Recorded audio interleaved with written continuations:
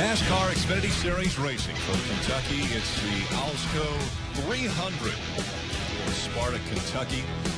An opportunity for a driver to get a win here in the Bluegrass State, and with that win, maybe have his dreams come true alongside Steve Letarte, Jeff Burton. I'm Rick Allen. When you talk about dreams come true, you have to look back to last week. Maybe Cinderella story with Ross Chastain getting the win at Daytona, the biggest track for NASCAR. Yeah, Colleague Racing, Matt Colleague, the owner, he said, I want trophies. How do you do that, Jeff? You bring 3 cars down to Daytona and put Ross Chastain in one of them. They were good all day long. In the end, Ross Chastain winning the race, Justin Haley right behind him. And you get 3 drivers committed to helping Colleague win, right? They all decided, hey, listen, getting the company win is bigger than just me winning. They pushed him to the win. Great teamwork. Ended up working out exactly the way Matt drew it up. So a lot of momentum, obviously, for Justin Haley. They will come here with 1 car this week. But as far as playoffs go, when you take a look at the playoff standings, you have Christopher Bell, Cole Custer, Tyler Reddick. You don't see Justin Haley up there in the yellow because he hasn't won in the Xfinity Series. He hasn't won. And if he wants to win today, that was Kyle Petty's pick for the race winner. He's going to have to beat one of those names that is in yellow. Mike Lynette, he won at Daytona. The other 3, Bell, Custer, Reddick, they are the big 3. They're dominating this series. And from everything I saw in practice, Jeff, I really think that Christopher Bell is the car to beat. Short run speed, long run speed, good experience behind the wheel. I like that 20 car tonight. I spoke to Cole Custer. He said the same thing. He said you're going to have to beat the 20. He had the most speed. And for these guys that are trying to make the playoffs, they need playoff points because the top 3 are taking them all up. If you're going to advance, you better find a way to get them. All that I've heard all weekend long is turn 3 is the toughest turn in NASCAR. And here's why. It's the flattest turn. I think it's the most difficult. Restarts are going to be crazy. You saw right there, very low grip. If you get out of the route, you get yourself in trouble. And, you have to attack those, Steve. You can't just drive in there easy. You have to attack this corner, especially on restart. Yeah, as a crew chief, I hope I've given my driver everything he needs underneath him and a secure car to enter that corner. And other than that, I just hope that's not my car spinning backwards up the racetrack because they are going to have to attack. It's a 1.5 miles, but it's a very odd 1.5 miles, and there's truly nowhere to hide. Carrying a lot of speed into turn 3, but the turns are different. Obviously, 1 and 2, different banking than 3 and 4. So how, as a crew chief, do you get them prepared for that? Well, the word is compromise. In my mind, 1 and 2 is actually the easier of the 2 corners with more banking. I think the driver can help me there. When it comes to turn 3, it's very flat, Jeff. I think the car has to handle. I'm going to take responsibility for that one. And from a driver standpoint, you have to have a different mindset. You drive into turn 1, you're thinking 1.5 miles, high grip. You drive into turn 3, you think about the smallest short track you ever drove and get your mentality in that, get it slowed down, hit your marks. Well, that sounds easy. What could go wrong? What could possibly go wrong? We know it's going to be an exciting race tonight here as the lights are on. We're getting ready for night racing in Kentucky. Let's get things kicked off. Let's go trackside for pre-race ceremonies. Joining us tonight to sing God Bless America, please welcome country music recording artist Ashley Renee. God bless America, land that I love. Stand beside her and guide her through the night with light from above, from the mountains to the prairies, to the oceans wide with foam. God bless America, my home sweet home. God bless America, my home sweet home.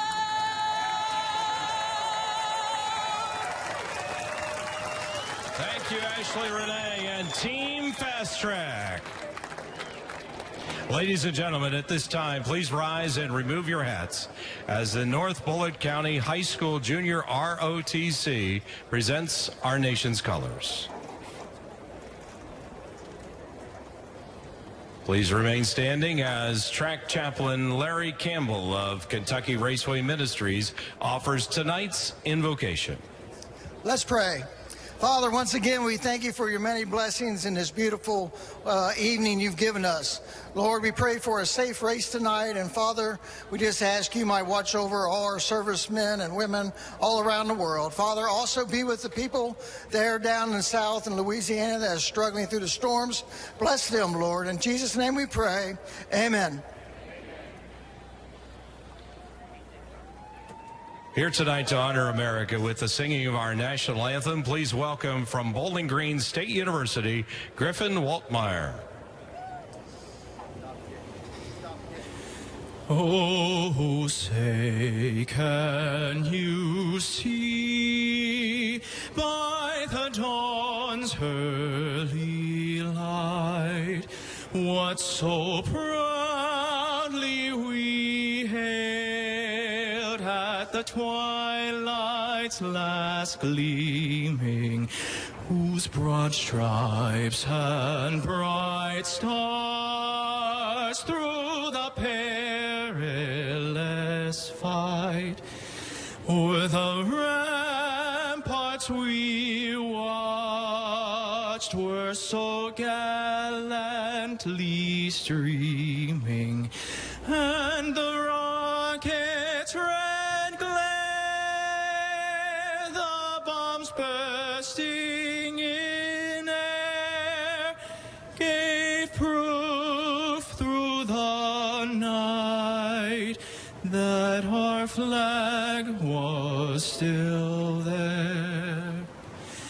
Oh, say does that star-spangled banner yet wave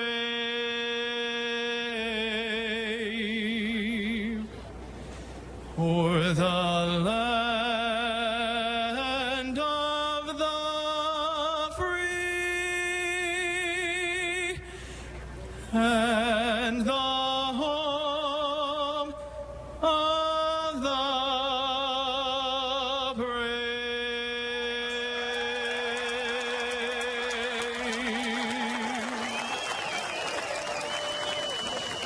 High fives all around. Drivers getting their final hugs before they climb into the cars. Strap up. When we come back, they'll fire the engines.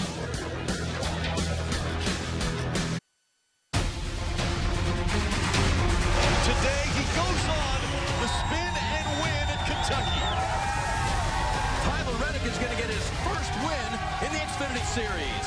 I knew the capability was there. It was just a matter of seizing the opportunity. Tyler Reddick picking up right where he left off last year at Homestead.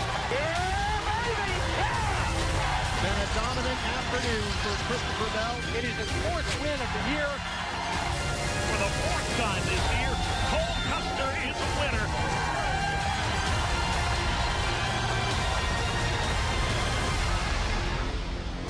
Can anyone break up the big three and the dominance they have had not only on mile-and-a-half racetracks, but any track that the Xfinity Series has been racing at? Let's go down to Dave Burns. Rick, before Austin Cindric's 22 car ever hit the track this weekend, he was penalized by NASCAR for an illegal body modification. Crew chief ejected, points fine, monetary fine as well. That's a lot for a 21-year-old to process, but he went to his happy place, put the car on the pole. He'll lead him to green, Kelly. Justin Allgaier looks poised to break up the Big Three party. Although he has yet to win here in 2019, he does have 3 runner-up finishes, and he has been solid here at Kentucky. Back-to-back finishes of 4th place or better. He told me he's going to need both short and long-run speed to get to victory lane today. He starts 4th. We'll see if he can do it, Marty. Well, Kelly, for much of the year, Tyler Reddick was the man to beat at mile-and-a-half racetracks. But you heard him say it in the pre-race. He feels like that's Cole Custer right now. So they have some ground to gain here with the 2 team. But they're going back to basics tonight. Back to the basic setup they had at the beginning of the year. And to the car that won Michigan. Will it be good enough to get him his 4th win of the year? We'll find out in a moment, Rick. Drivers strapping in. Is this an anxious moment right now before you fire the engines? Always. You've been waiting to do this. One thing you've done all day long is you ran 1 lap qualifying. You're ready to go racing. It's been a long day. Long day already. And 300 miles of racing in front of them, 200 laps here at Kentucky Speedway. Looks as though everyone's strapped in. That means it's time to fire the engine. So let's go trackside for the command here at Kentucky Speedway. Race fans, it's time for those most famous words in motorsports. Here tonight to give the command, please welcome Major General Jerry Hubble.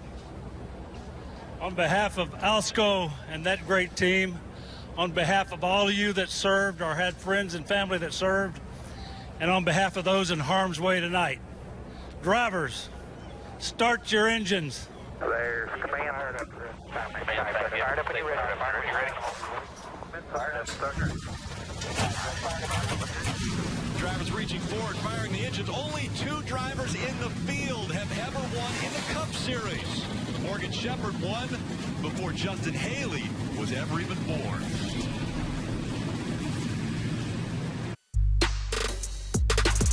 This organization has never won a race. Colleague Racing 1, 2, 3 right now. That's the team to beat. Chastain, Haley, Allmendinger. After last year at Daytona, finished second here is pretty cool. It is possible to see an unexpected winner. You got a lightning strike, put Justin Haley in the lead.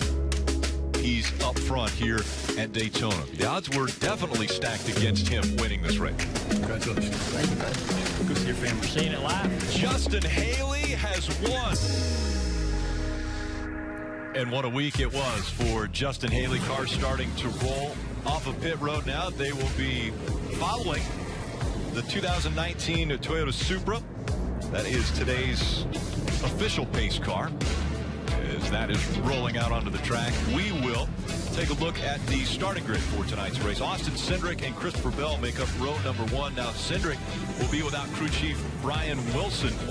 He will have Jefferson Hodges on the box. Christopher Bell won this race last year, and it was the start of winning 3 in a row. So Christopher Bell might get on another roll. Row 3, you see Cole Custer, winner at Chicagoland a few weeks ago, the last mile-and-a-half track. There in row 4, Tyler Reddick, the mile-and-a-half specialist is what they call. He got his first ever career win here back in 2017. A little deeper back is Chase Briscoe and Michael Annett. Michael Annett, big start to the season, winning at Daytona to kick off 2019. Let's see if we can chat with Justin Haley and maybe ask him about this week and how it's gone for him. Hey, Justin, this guy's up in the booth. You with us? Yeah, I got you guys. Well, this week had to be the biggest week of your life. Tell us about it. It's definitely been busy, but back here in the Xfinity Series with all the great guys at College Racing.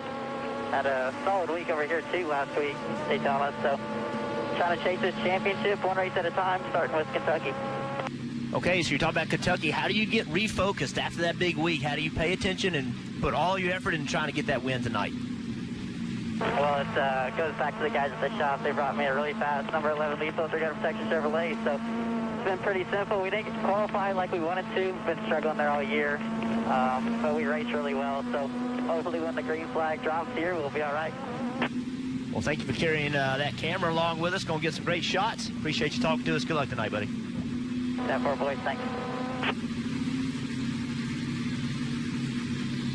Speaking of those shots that we're going to be seeing. Yeah, Justin Haley with the leaf filter, gutter protection on board. This is the helmet cam. That is going to be a great shot. Tyler Reddick, the 2 cars, starting 8th with the Chevrolet on board, and another helmet cam. Should be great shots from both of those cars, as well as Riley Herbst. He has the Toyota on board. He'll start 7th in the 18 car. Yeah, Cole Custer in the 00. Our friends at Goodyear going to be starting in the 5th position. And in the 20, starting closest to the front with the Toyota on board, is Christopher Bell. Peacock Pit Box will be a part of our broadcast, and on top of that is Dale Earnhardt Jr. You got a good seat up there? Yeah, this is great. We're down here in turn 1. The first pit box, probably the best seat in the house, I think. Excited about these restarts today. If you look at some of the footage from last year's race and some of the restarts that we had, this is not what you're going to see. All right, see these guys getting spaced out, guys getting runs on each other and so forth, and got a little accident back there, but strung out. We're going to see this pack really tight. Down there in turn 1 and 2 with the PJ1 on the high side. That outside groove is going to be a really good way to start. It's going to be a groove that you can commit to. That's going to create some crazy stuff down in turns 3 and 4 as these guys are battling all the way down the back straightaway side by side. Here's some truck action from this weekend. Take a look at how these guys did it. Getting down to the corner 3 and 4 wide racetrack with his PJ1 on there. Seeing guys get in trouble early down there, getting spun out. I think we're going to see some of that tonight. If not in turn 1 and 2, down in turn 3 and 4 as the action heats up down the back straightaway. All right, Junior, we're going to stay with you. Yeah. Let's talk about spoilers. Who could possibly break up the big three and get to victory lane? I'm going to pick Cindric. He's out there on the pole. He's going to start on the outside of this race. Try to take advantage of that PJ1 going down to turn one. Penske's on a 25-race winless streak, and I think he might be able to break that tonight. I am going to go with Ryan Truex. I'm going a little deeper in the field, but Ryan Truex has run this car one time this year. He finished second in it, and his brothers won this racetrack twice, so I'm going with the Truex family. Well, I like guys starting near the front, so I'm going to take Noah Gragson in that 9 car. Dave Ellen's on top of the pit box. He's great at getting young drivers their first win, and when you look at Noah's numbers here, top 10 in both his truck starts here, his first ever Xfinity start was at this racetrack. I think it'd be a great story to come back and go to victory lane. I like the way you guys have the low-hanging fruit there. Austin Cindric on the pole, Noah Gragson starting third. I've got John Hunter Nemechek. I think he's got a great chance to find victory lane tonight. His best finish here is 7th. The 22-year-old is starting 11th tonight and has shown great success on 1.5 miles. So I think this could be his race tonight. Let's listen in to the 11 radio of Justin Haley. Justin, I don't know if I told you, but I was walking up here. Kyle Petty knows his stuff. He picked us tonight. Yeah, careful. We won't have any problem backing that up. So there you have it. Justin Haley has the nod from Kyle Petty. And momentum. What a weekend it was for Justin Haley. Second in the Xfinity Series race, and then his first Cup Series win at Daytona 1 week ago. Again, making up row 1, Austin Cindric. In the 22, he has chosen the outside line. On the inside, Christopher Bell, who won this race 1 year ago.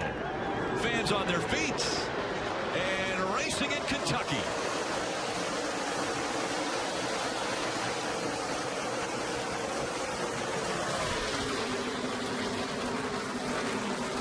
Christopher Bell throwing it into 1 and 2, and he'll come out with the lead on the other side. Christopher Bell got the launch he wanted on the front straightaway. Got to the bottom of the racetrack. It's going to be the leader at the line. I was a little surprised the 22 took the top. Why, I do think the top is better down here in 3 and 4 as you see him clear the 9 car heading down the front straightaway. 1 and 2, it seems like they've been going to the bottom of the racetrack, Jeff. Yeah, I like the top pick. I just don't think he got the launch that he needed to get. Needed an inner turn 1, either on the door or just a little bit ahead as they're too wide behind. Oh, Brandon Jones almost lost it on the bottom. That yellow car. Brandon Jones in the 19, the yellow car. A little loose there as we see Cole Custer working to the outside of Noah Gragson. Cole Custer in the 0-0. Now here comes the 2 sideways. Hanging on to it is Tyler Reddick, and up against the wall again, that 19 of Brandon Jones. That's that corner we've been talking about. Reddick just drove it in there, hoping it would stick. Back in, came around, lost his momentum. Then Brandon Jones trying to avoid it. He was up in the marbles. Reddick's not going to quit, though. Now you just went through 3 and 4, sideways on corner entry. Now you have to enter on the bottom of somebody. Yeah, and if you're Michael Annett, make sure you give him room. As you see Justin Haley down there in that white and black number 11. Here's Tyler Reddick in that green number 2. Still working the inside. Michael Annett holding strong. Let's go back and take another look at that slide for life, I call it. Look at that 2 car, that green car at the bottom. My goodness.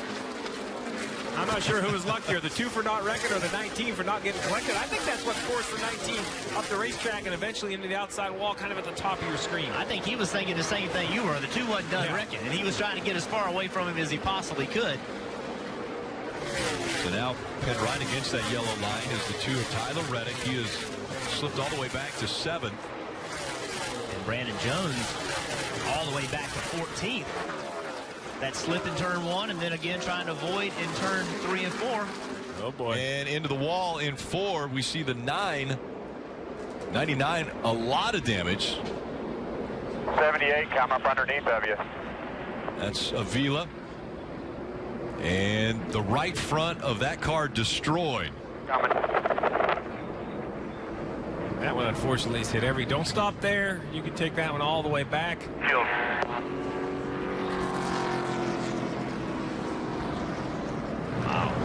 Hard hit already for J.A. Avila, and that brings the caution out.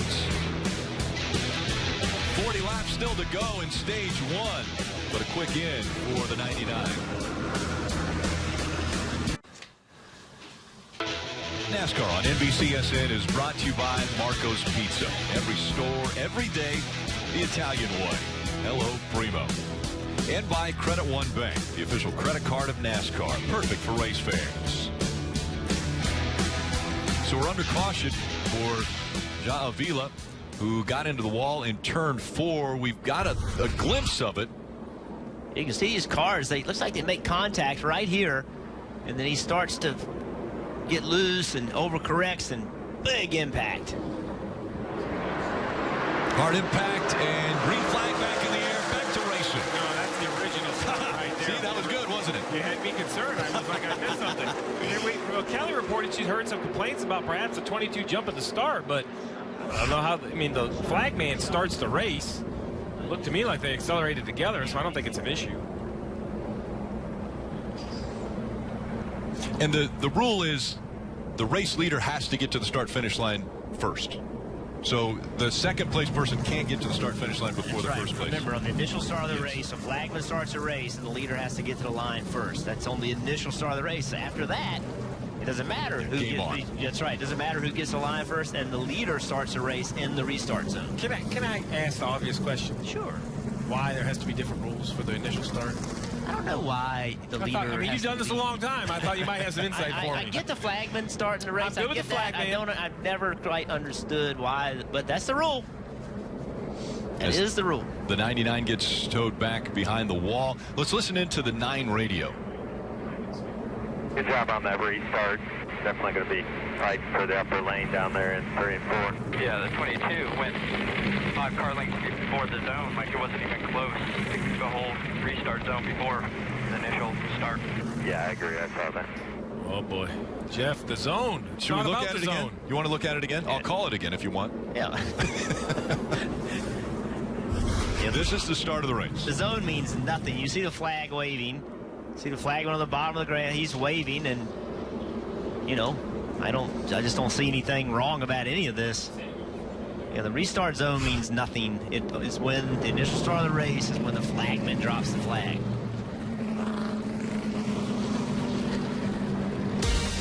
And so we will have a restart, which we know can be crazy here at Kentucky. Bell, race leader.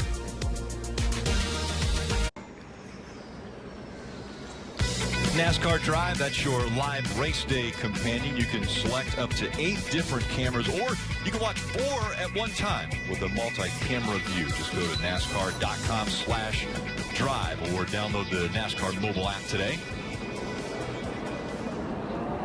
Let's go back to pit road and Dave Burns. Rick, if you watch pre-race, you'll know that Christopher Bell, the leader, and I had a conversation about yawning. That's because when I walked up, he yawned. I said, am I boring? He goes, no. Just before a race, whenever I'm yawning, I know it's going to be a good night. Has been so far. He's led most of the way, Marty. Dave, we knew Tyler Reddick's helmet cam would provide some interesting footage. We just didn't think it would come on lap 2, nearly losing it there in the first couple laps of the race. He said, I got in a bad spot arrow-wise, but honestly, I'm only a 1 to 1.5 loose, so we're made it much better in 1 and 2. Still working on turns 3 and 4. That footage is going to be fun to watch all evening, Kelly. Ahead of Reddick, there's the 0-0 of Cole Custer. What a season. He's having 4 wins in the first 16 races of the season, and he was the most recent winner on a 1.5-mile track. Full of confidence. He told me after practice that he felt really good about his car. The only place he might be getting a little bit beat, he thinks the 20 of Christopher Bell might be a touch better over the long run. Rick? Christopher Bell has chosen that outside line, which is what we saw out of Austin Cindric at the start of this race. So will it work for Christopher Bell? It didn't work for Austin Cindric. I think the outside lane's the way to go. The guy that leads the race, he needs to get a better launch than the guy that's not leading the race and be ahead up into turn 1. So you have to bet on yourself thinking you're going to get the launch you need. Bell and Cindric 1 and 2. Then it's Allgaier, Gregson, Annette, Custer, Herbst, Reddick, Truex, and Briscoe. They are the top 10. Pace car makes its way onto pit road, putting the field back in the hands of Christopher Bell. Again, Bell in the 20 on the outside line, Cindric in the 22 on the inside line.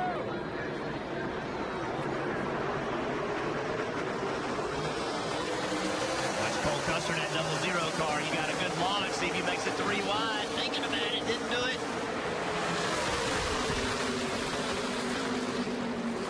Bell easily clearing the 22 of Cindric, but here comes Gregson in the 9, trying to go by on the outside of Cindric.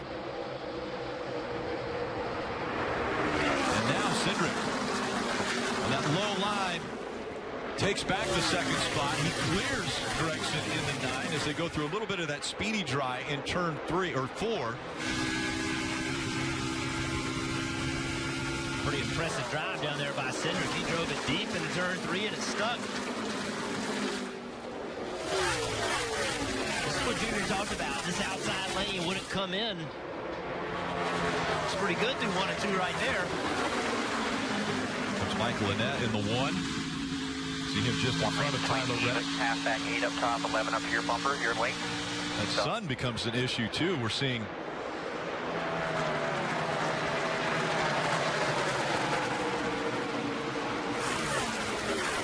that's low entering turn 1. And you see why the 11 of Justin Haley is a big wiggle, going to move up the racetrack. 19 of Jones in that bright yellow car going to get underneath him. Now we're on board the helmet can of Haley to his left. You see Jones right here. Side by side, he's going to put his nose right on that quarter panel, try to stall out the run of the 19. He's unable to do it. There's that sun you mentioned, Rick. down the back or the front stretch once again, and Haley has ducked in behind Brandon Jones. Only 15 laps into this race. Bell out front, Cindric running second, 7/10 of a second behind him. Then it's Gregson, Custer, Allgaier, all in the top 5. Nice run by John Hunter Nemechek on that yellow numbered number 23. You're going to see once again on that. This is not what you want to see from the helmet cam. Cars going by to your left. Fight for fourth. Cole Custer has it. Allgaier's trying to reel him in. And Allgaier really needs something to jumpstart the season. Yeah, really hasn't had the speed that we've come to think of with Justin Allgaier as of yet. We're not done working, though. A lot of races left to go. You can see they're just left side tires right on the bottom edge of that traction compound. That's going to be the preferred lane. And Jeff, you hit it right on the head. Justin Allgaier in this 17 just haven't had the speed, and it's almost befuddling because he says the car handles so well. In fact, yesterday in practice, he said, if I didn't have a lap time to compare to anybody else, I would have gotten out and said, we're awesome. We're going to go out there and win this race. That's how good the balance felt on the car. That's just finding those extra tenths. And it's hard when he can't really give his crew chief, Jason Burdett, any real guidance because the handling is so good. That's a good run right there. You're getting ready to see how you make a pass at Kentucky. Back to the gas a little sooner. Down the front stretch, turn left. I'm not going to say the apron's around second, as rough as it is, and he makes the pass. I ran into Allgaier down on pit road for qualifying. Filter time on that car.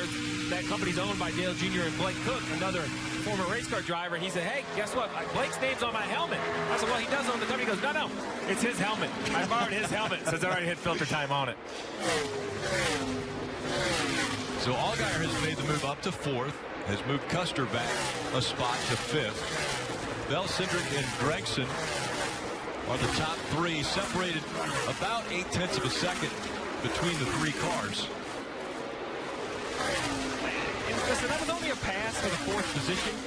But to be honest, when's the last time we saw Justin Allgaier run the 0-0 down and make a clean pass under green at a 1.5-mile track? That's those little shots of confidence, Jeff, throughout the race, and we'll see where they can build and head to. No different than the 22. Going to be a great shot of confidence to be able to see Christopher Bell less than a second out in front of you. Yeah, he's actually been fast for the last couple laps. Christopher Bell off the Cindric has. Christopher Bell was dominant here a year ago. Trying to pick up where he left off. Winning this race, the only time he has started here in the Xfinity Series. Christopher Bell out front and leading most of the laps. So Christopher enters turn 3, left side's on that compound, and then he moves up the racetrack just a little bit, not able to just maintain a steady arc around the corner. Austin Cindric behind him is able to just rotate and wrap that line. You see Christopher Bell looking in his mirror, checking to see how he's doing with his competition. Is he driving away from him? See, that lap he just stayed constant, didn't run up the racetrack. Ran the very bottom of that traction compound, wasn't up the racetrack at all in the middle of it. Actually went a little bit quicker. And so trying to put a little more distance between himself and Austin Cindric, who's running in the second position. Christopher Bell, the 24-year-old, 4 wins already on the 2014 season. 2019 season, the 24-year-old with the 4 wins began his racing career in junior sprints way back at the age of 6. I watched him win some of those late model races, driving for Kyle Busch Motorsports. 3-time winner of the Chili Bowl. 3 years in a row. 17 truck champion. Good battle here between Tyler Reddick and Herbst, Marty. Tyler Reddick finally getting around Riley Herbst, and it took him about 4 or 5 laps to get that pass done. So Jeff kind of talked through that. When everyone's kind of running in that sticky stuff for the PJ1, it's difficult to find more speed to get around that guy in front of you. Reddick was clearly faster, but had a tough time getting around the 18. Yeah, it really is, Marty, and you just have to stay at it. You just have to keep putting pressure on him, hoping he makes a mistake. You can see the difference in the lines right there. See Reddick, he's working a little bit higher lane in 1 and 2.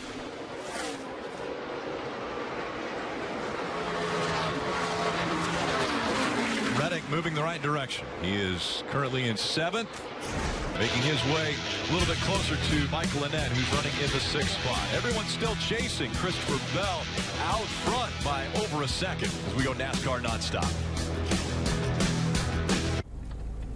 Markets down, but overall a steady day on the market with indexes trending upwards this afternoon. Grant?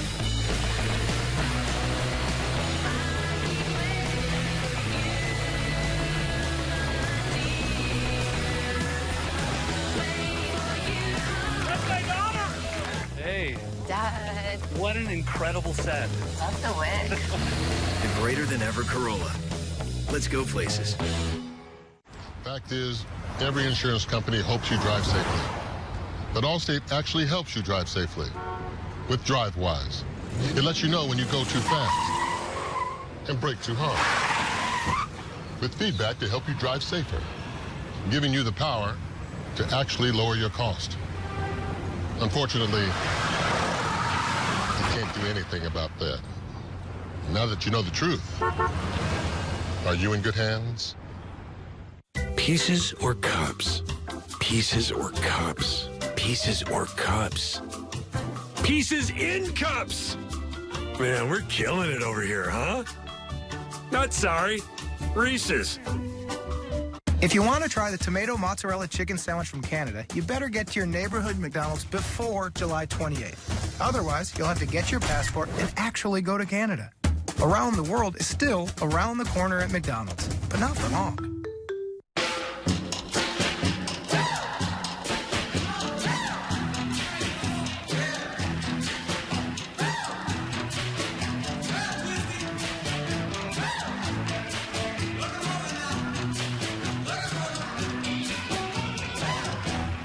Move it.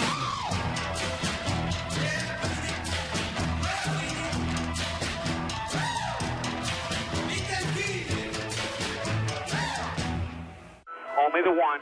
Just the one. Cole Custer takes it in Texas. Chase Briscoe wins in Charlotte. He has done it. Nemechek wins. Justin Allgaier back to victory lane. Christopher Bell. Tyler Reddick pulls it off. This year, on the track,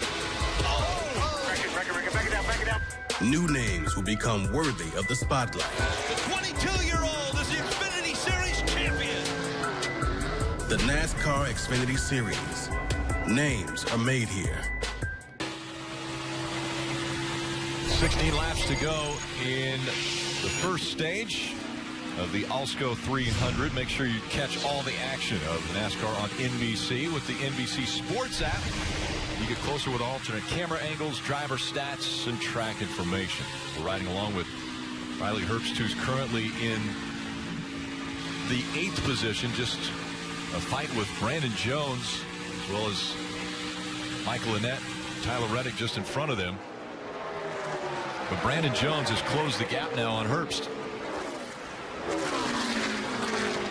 Yeah, Brandon's faster than Riley. Hadn't quite found a way around him. Put a lot of pressure on him here. Trying to take a little wear off that rear spoiler. This is an area where I think Jones needs to learned to be a little more patient. I've seen a few mistakes this year trying to force this path. I like this. I ran a couple laps trying to figure out where to make a run. That's a nice, clean look to the inside of the 18. Now trying to complete it down here in 1 and 2. And Riley, knowing he has the spot, lets him have it rather than entering turn 1 on the outside. I think a smart move for a young guy running in, in 9th, 10th place. Why get yourself in trouble over that at this point in the race? So Brandon Jones completes the pass, moves up to the 8th spot now.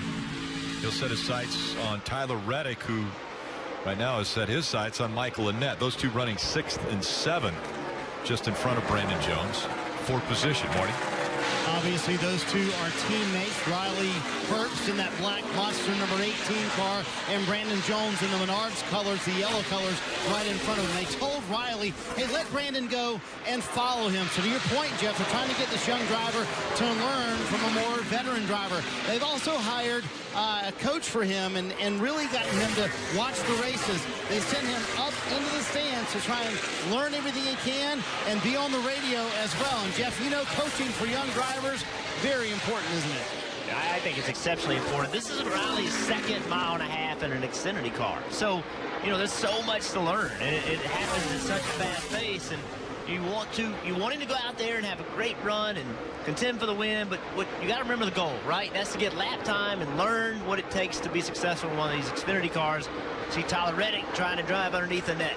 So that pass started all the way back in 1 and 2 on the previous lap. He ran the top up into that black area, that sticky stuff. Did a great run down the backstretch, which allowed him to pull to the bottom of the 1 car into turn 3. That's what we see here in Kentucky. This isn't a 1-corner pass. You don't catch a guy, turn under him, and go by him. The 2 ends of the racetrack are very different.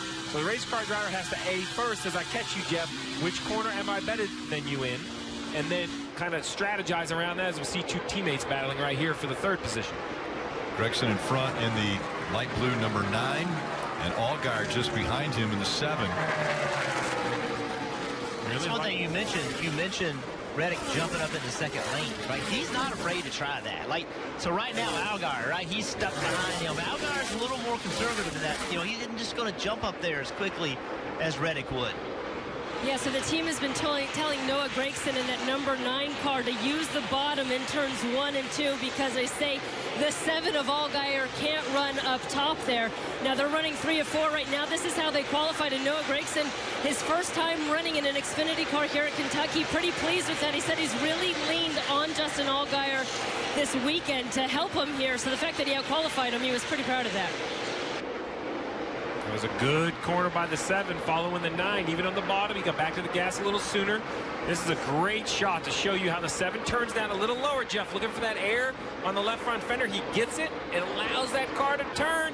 Now he's in position. He should be just where he wants to be entering turn 1 with the 9. And he turns left trying to get away from that 9 so he can't side draft him. Noah wisely saying, hey, it's your spot. I really like what I'm seeing out of this 7 early. And Cole Custer and Reddick back there. So Allgaier has made the pass. He moves up to 3rd. Gregson 4th. Custer and Reddick 5th and 6th. Marty. I tell you, all the JRM cars looking pretty strong right now, including Michael Annett sitting back there in the 8th position. I chatted with him. He said, it used to be the top 10 would get me excited. Now we look for top 5s. The goals have really changed for this one team. And he told me every Tuesday, Travis Mack, my crew chief, Jason Jarrett, my spotter, we sit down, we watch film, we break down film, and I leave those meetings so confident. So, Junior, he works for you. I want to know what you've seen different in Michael Annett this year after the win at Daytona. I think that relationship with Travis Mack has really helped him apply himself, get to feeling better, taking better care of his body, getting in the gym, working out. Pretty incredible to see that turnaround, but we've seen this out of Michael Annett before. If you go back to 2012, he had a great year in this series and ran had a great point season. So I know what he's capable of doing, and he's finally reapplying himself. He's got a crew chief and a team around him that believes in what he can do. Great fight here for 4th, 5th, and 6th. Gregson, Reddick, and Custer. Gregson in that blue number 9 as they're working through some lap traffic now. And I'm going to tell you, not only lap traffic, but Jeff, I think they all learned something about the top of this end of the racetrack. That green number 2, watch right here and see if he goes to the top behind the 9. He will. Oh no, the 9 takes the top away, forces the 2 to the bottom. multi-groove racing here in Kentucky. And Nolan's watching what Reddick was doing back there, and he went to that second groove. And behind them, the 19 of Brandon Jones, he's run them all down. Brandon Jones has been the fastest car on the racetrack for several laps in a row. So with 4 laps to go, it's Gregson in 4th, Reddick 5th, Custer in 6th, Brandon Jones in 7th. But all of that could change easily in 4 laps. Right now, Reddick looking to the inside of that 9 of Gregson. You know what's going on right now? There's a lot of Cup drivers watching that second lane come in at 1 and 2, and they're getting happy about it. And that's exactly what Tyler Reddick was talking about. I asked him if that second groove was going to get going in 1 and 2. He's kind of smirked and smiled at me. He said, oh, yeah, and I'm going to be the guy to do it. He certainly do it, but Noah Gregson wisely has been taking that line away from him. There he does it again, trying to force that 2 a little bit lower, Rick. Right on the back bumper, Tyler Reddick trying to force the issue now. As the 9 of Noah Gregson trying to hang on to that spot. Again, this is a fight for 4th. And you see Brandon Jones, the 19, coming into the picture. That yellow 19 trying to get to the inside of Cole Custer. I'm not sure the 9 is better up top at this end of the racetrack, but he knows the 2 is. So he's taking the line away from the 2. Wow, that was close. Side by side into 1. Again, a fight for 4th. And Reddick's going to take it away from Gregson. Here comes Jones. Brandon Jones is better than all of them. He just run them down from a long way back. There's only 2 to go in the stage. Points are going to be awarded in 2 laps. Everybody wants to improve their position. Bell has a very comfortable lead out front, 3.2 seconds over Austin Cindric. And then Allgaier running back in the 3rd position, 7 seconds behind Christopher Bell. But a great fight right now for 4th. What a block by Jones on the 0-0 down the front stretch. He's swatting flies both in front and behind. He's not sure where to go. It's a great battle. Great battle for 5th. Christopher Bell is going to add to his stage wins as he comes to the stripe. Bell wins stage 1. Brandon Jones, drag racing to the start-finish line. No one's going to get a big run on the outside. What a run for Jones. He goes up and blocks. He'll take 4th. That was fun. Good racing. Yes. The second lane, man, it's ready. So it was Bell, then Cindric, Allgaier, Reddick, Brandon Jones, the top 5. What a run to end stage 1. Christopher Bell now 9 stage wins already this year. 4 race wins. Looking for number 5 tonight.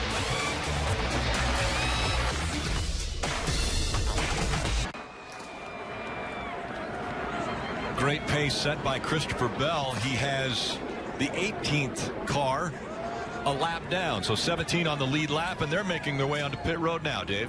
And Rick, he's told his team really good on the balance. No need to do anything there. He is a little thirsty. He got a fresh drink of water, 4 fresh Goodyear tires, and a fill of Sunoco fuel. Second place, Austin Cindric at the 2/3 mark in the turns. He needs that car to turn a little bit better. They're going to free him up. Kelly? Justin Allgaier in that blue and white number 7 said that he needed a little bit more front turn through the center of the corners in 1 and 2. It's just a little bit tight in exit. 4 Goodyear tires, Sunoco fuel, Marty. Bird's eye view of Tyler Reddick's pit stop from the Peacock pit box. He said the starting balance is just okay. That's it. But it gets really good towards the middle and the end of the run. A little bit too tight. They could loosen up. Tyler Reddick will gain a ton of spots. And I believe a little strategy play there for Justin Haley as well. We think so too. 2-tire stop for Haley, picks up 10 spots, and he comes off pit road first. Reddick, Gregson, Cindric, all with great pit stops. Stage 1 winner Christopher Bell, a tough pit stop on pit road. Yeah, Rick, from 1st to 7th, and basically just nothing stands out except for just a little sloppy on the front, where you see right here a little sloppy going on, a little bit in the way of the jackman. Got to get out of Jackman's way, and then definitely more than 5 lug nuts coming off. Slow pull. Definitely more than 5 going on. You see the frustration instantly right here. He knows. He knows he's going to do that. That's the 18 Cup crew. That's why you get reps on Saturday. And Junior, we're getting ready for another restart. Yeah, this has been pretty interesting. Track position, obviously, has been very, very important. We had just about a second of fall off over the entire run of that stage. That isn't a lot. So It's going to be hard to pass. Restarts going to be important. We talked about it at the start of the race. Well, now after a stage and guys running in the second groove on the restarts, they know what kind of grip's out there. You're going to see these guys more committed to that outside line, more committed to the throttle, driving the car down into the corner on that outside line and taking advantage of that PJ1. Seeing the 2 car taking advantage of that PJ1 during the long run and making some great speed up there. These other drivers need to be paying attention to that, trying to take advantage of it as well, using that momentum down the back straightaway. That 2 car, he's now up front. Gained a lot of spots on that pit stop. I don't know if the other guys want that because he really found the speed up there in turn 1 and 2.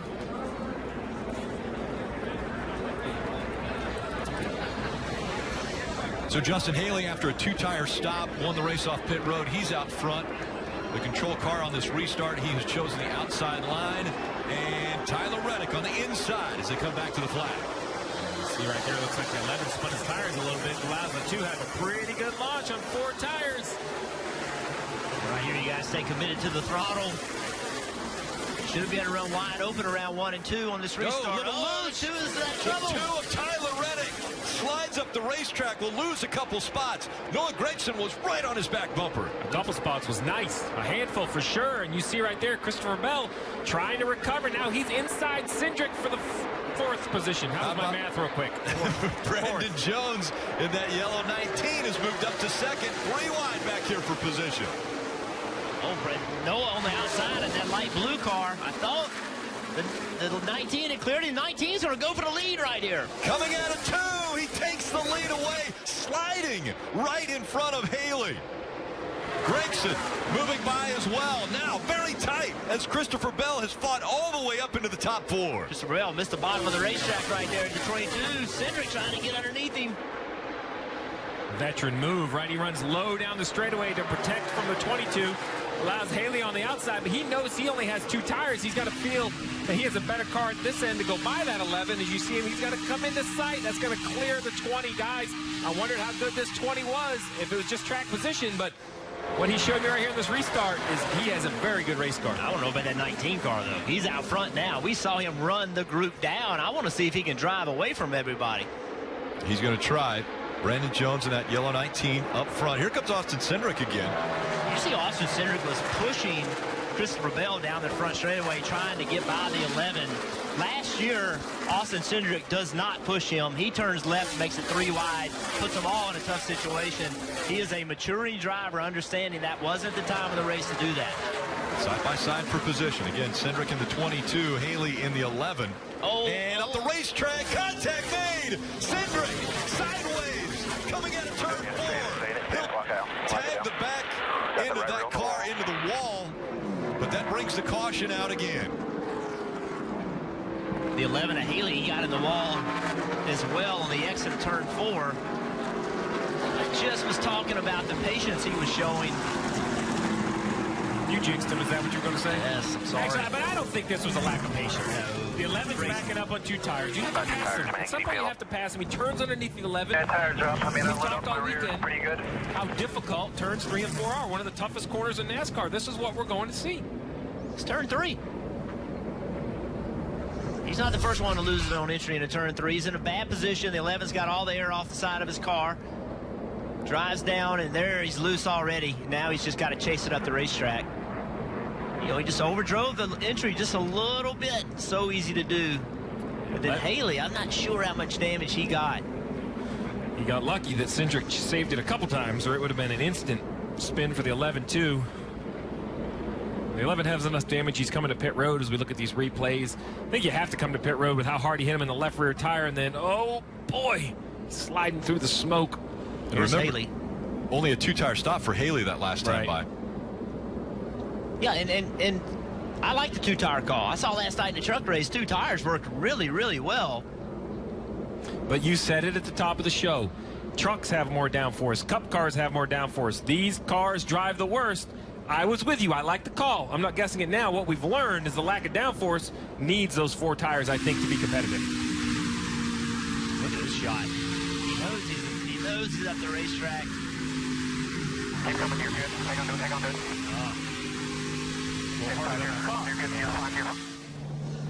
There you go. Get that spoiler. So basically, he's bending it back. He's not trying to take angle out, but if it gets pushed forward, close, I'm talking about the 11 of Haley on the right. If that spoiler gets closer to the roof, that's bad. That's losing a lot of downforce, Rick. So he's trying to get it back in the original location. And so they go to work on both cars that were involved in the incident. Haley in the 11 on the outside, trying to hold his position, and Austin Cindric on the inside slides up the racetrack, makes contact. They both tag the wall, bringing out the third caution.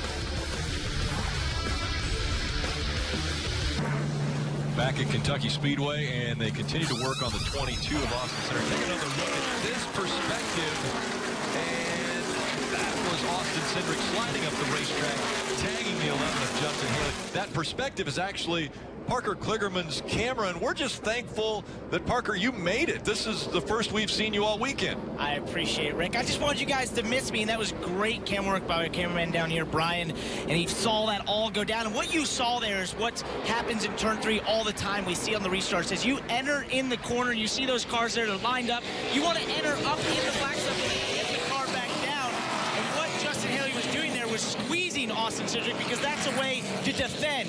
But what you do is you leave yourself vulnerable for exactly what happened there. That's a great shot where Parker reminds me of sitting at a short track, right? Yeah. In your chair.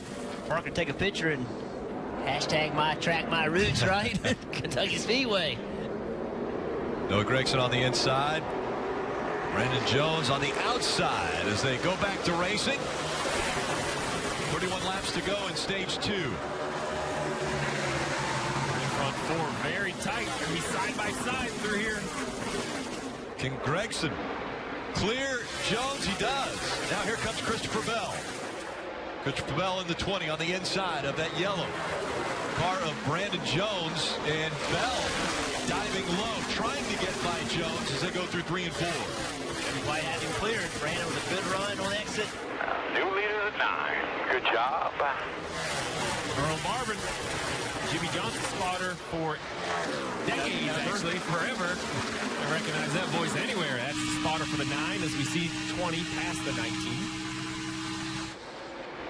And there goes Cole Custer. He's going to go by the 2 of Tyler Reddick. Tyler Reddick struggles to take it off. This does not have the speed the rear grippy needs early part of these runs. You gotta be careful, you know, when you have a car that looks so good on the long run, you don't want to adjust it, but you lose time early, and it takes too long to come back. I don't know, like you're shaking the car down the straightaway. I don't know what he's doing there. We just saw the 2 of Tyler Reddick and that car shaking as he was going down the front stretch. Riding along with Riley Herbst here in the 18 as he looks to the inside of Chase Briscoe. 3 wide. Here comes the 7. Justin Allgaier trying to make the pass on those 2, and he'll complete it. Come on through, Mr. Allgaier. Nice move, 2 for 1.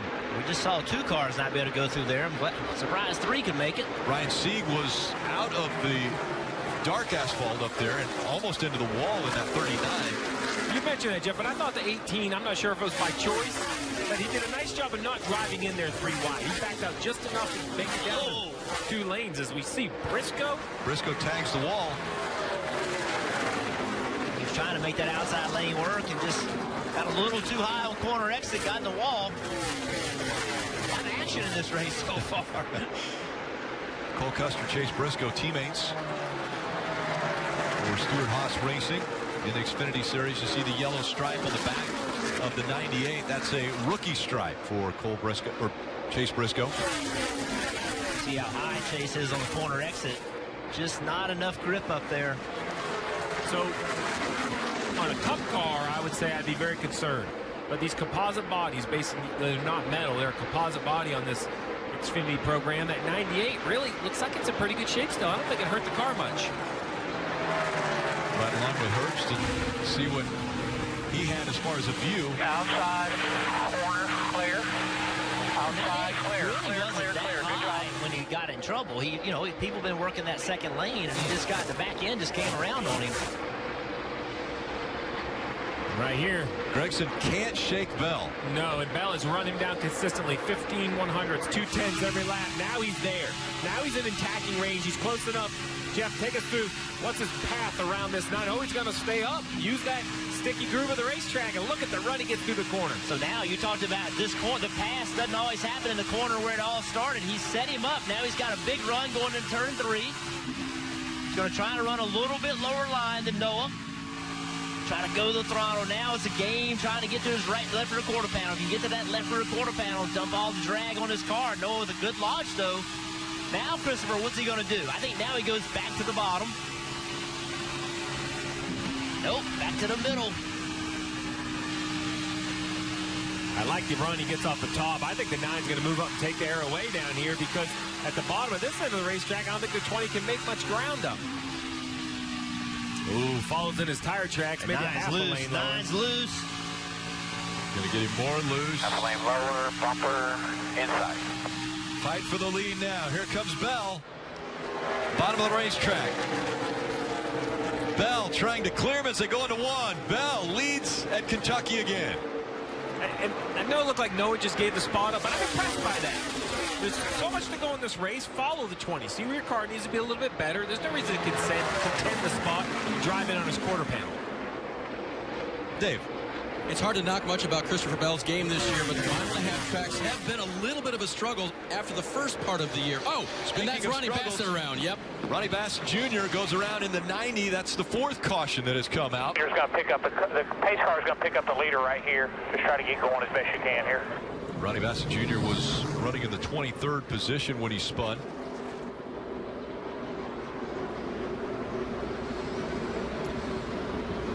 Dave knew that name right away, covering those K&N races.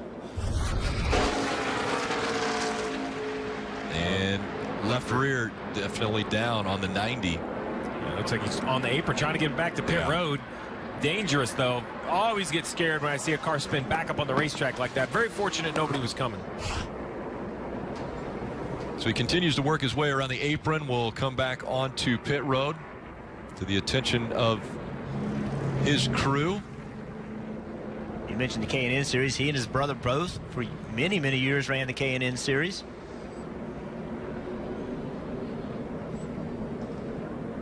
So the 4th caution has come out. There's 22 laps to go. Crew chief, what do you do here?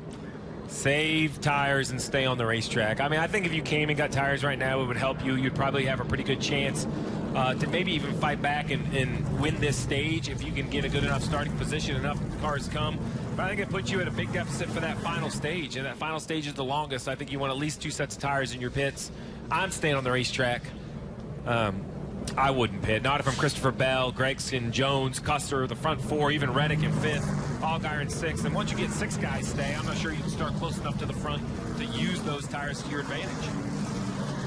Well, if you want to go inside the headset with access to NASCAR scanner all weekend long, listen in on pit strategy or spotter communication. Even crew chief calls. You can hear what your favorite driver has to say during the race. A monthly subscription starts at just $2.99. Go to NASCAR.com/scanner. You know, Rick, you're talking about questions if you could pit. The only other option is you pit now and stay out at the stage, but you're going to have 17 or 18 laps on your tires at the stage. And I get really concerned starting a long run on old tires. So we'll see. I mean, I don't think there's a wrong decision, but I would be staying on the racetrack. So Christopher Bell, Jason Ratcliffe is the crew chief for Christopher. He'll be the first one to make the decision if he wants to come to pit road or not.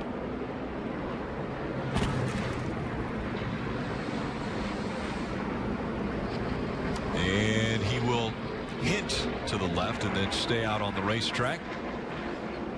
A little further back, a few are going to take this opportunity to come to pit road. We'll take a quick break and be back for the restart here in Kentucky.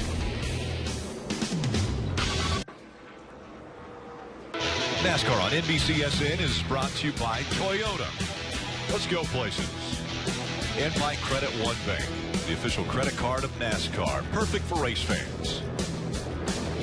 All right, let's set up the restart as we know that Bell and Gregson, they stayed out. It looks as though Bell has chosen the inside line. Gregson will be on the outside. So a lot of stories right now. So Bell chose the bottom. He's seen that the top hasn't always worked. That put Noah on the top, so Noah's got to get a good launch. But look what it did to the rest of the field. The 19 is on the bottom. The 19, I think he would rather be on the outside. He's not been quite as good on the restarts. In the 00, he's on the outside. I think that works for him. I do think the 19 and the 2 are in better shape with the leader in front of them. That lane should accelerate first, even though they want to be in the top. Let's see what kind of launch the 20 gets here in the restart zone. And Reddick in that green car, he's been loose on every restart. Now he's going to have cars on the outside of him. That's going to make him even looser. 19 does not launch out of the zone. Closing the gap now, though, as they enter one.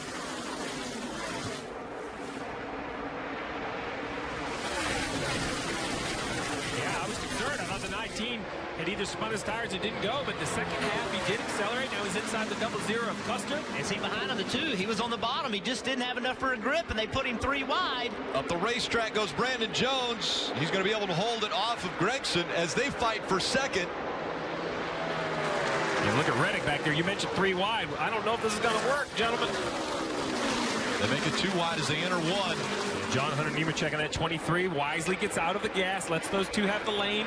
On the left side of your screen, you see Justin Allgaier battling for the 4th position. Allgaier in the 7. How about Truex? Ryan Truex in the 8 coming up there to fight with teammate Allgaier. Somebody had him as their wild card pick. The sleeper pick? Yeah, who was that? Who was that? Yeah, I think it was me. Is your arm sore? You're yeah, patting yourself. Have you pulled your shoulder? I'll pat you on the back if you want me to. Just let me know. Any acknowledgement of anything. Christopher Bell already a 7/10 of a second lead over Brandon Jones as we see it tightening up here. Michael Annett and John Hunter Nemechek in the 23. Jeremy Clemens and Ryan Sieg in this battle. John Hunter Nemechek in that 23 has been a little frustrated, he told me today, because he felt like at the beginning of the season his car was a lot closer to the big 3 that have won the races, majority of the races this year. He said lately they've been working on a lot of different things to try to get that back, but he's not in as good a place as he thought he was earlier in the season. So that is one of the negatives for a single car organization, GMS. They're doing a great job and they're working hard. I'm not questioning that, but trying to chase those big 3, let's be clear, as Annett gets inside the 23 of John Hunter.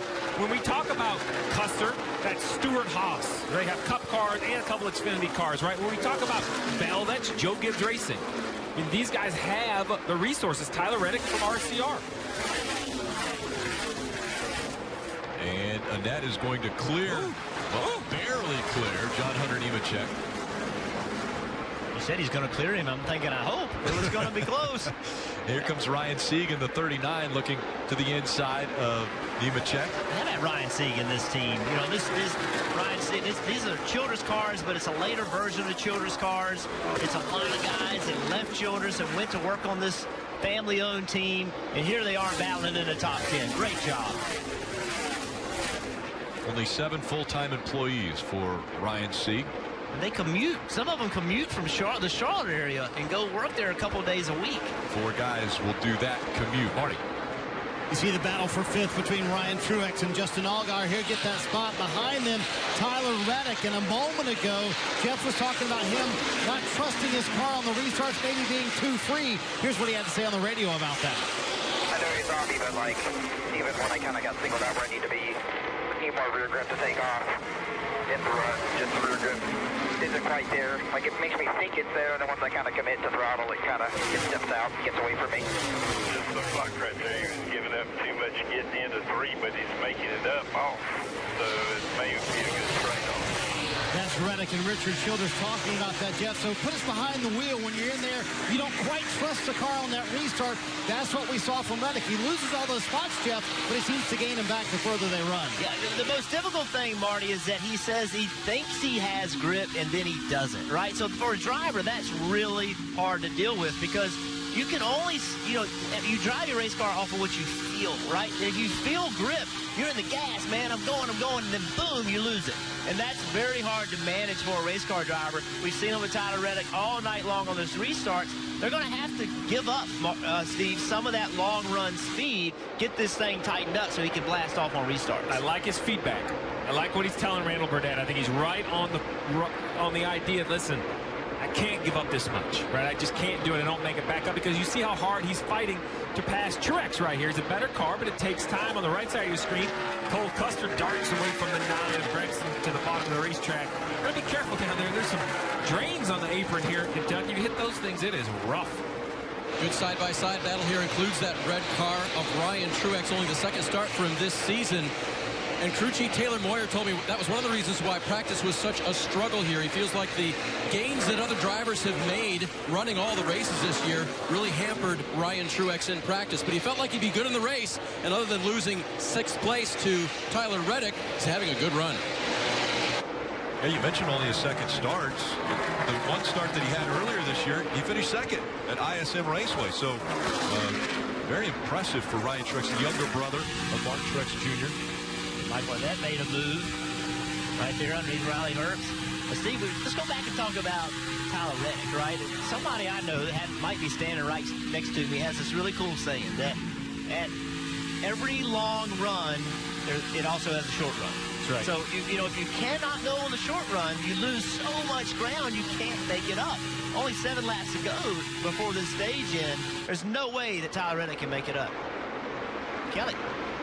So Justin Allgaier running back there in 5th. Jeff, I know how important driver comfort is for you guys. Well, Justin Allgaier saying that the shield on his helmet is broken. He says that this clip here, he can't open it to wipe the sweat off his face when he squeezes this. It's just not operating properly to release that shield. He says it's an easy fix. He just can't see to do it. And remember, he is wearing Blake Cook's actual helmet. They wear the same size, and since that was already painted up to match the filter time car that Blake Cook thought he would be running this year, he already had the blue and white helmet, but shield's broken. How big of a deal is that?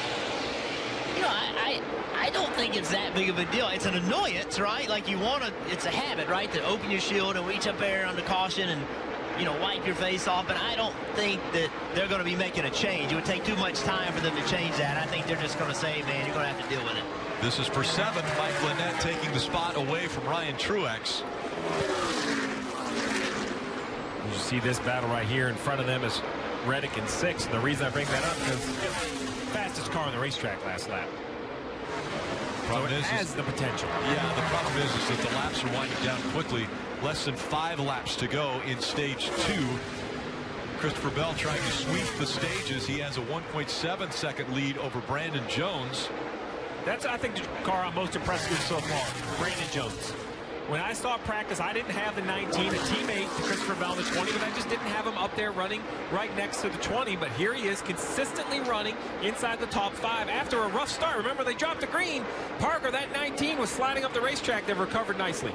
Right, Steve, but his teammate Chris Bell has shown me he has a very strong car down here in turn 3, because every time he enters turn 3, he's entering about a half a car width higher than any other car. The only cars I've seen match him are the 7 and the 2 of Tyler Reddick. What that tells me, though, he has a lot of security in that car. He's able to get a large margin and allows him to get off the corner better than anyone. They're going to have to play catch-up for that 20 here if they want to beat him. And that's great input from Parker Kligerman, who, you know, obviously is a driver, and he understands how important it is on a flat corner like turn 3. We talked about it over and over and over. If you can arc that thing, if you can stay out against the wall a little bit longer and turn it a little bit later, you have to have a ton of grip in your car to be able to do that. You can normally do it, but you never find your groove. Never get it back to the bottom. Being able to do that is a huge advantage, especially down there in turn 3. Christopher Bell working his way through 3 and 4. And coming back, he will see the white flag on stage 2. One more time around for Christopher Bell, looking to sweep stage 1 and stage 2. He's done it twice before already this year, and both times he went on to win those races. He's the only one who has swept the stages and won the race this season.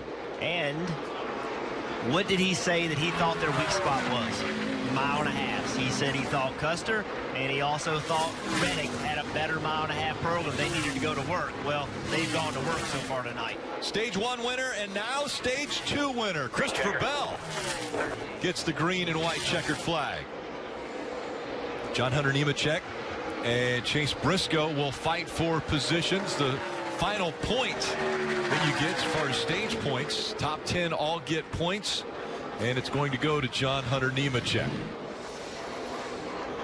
Bell, stage 1 and stage 2 winner. Brandon Jones finishing in the top 10 again, this time at second. Cole Custer, Gregson, and Allgaier all in the top 5. A dominant performance up to this point. 70 laps led already for Christopher Bell.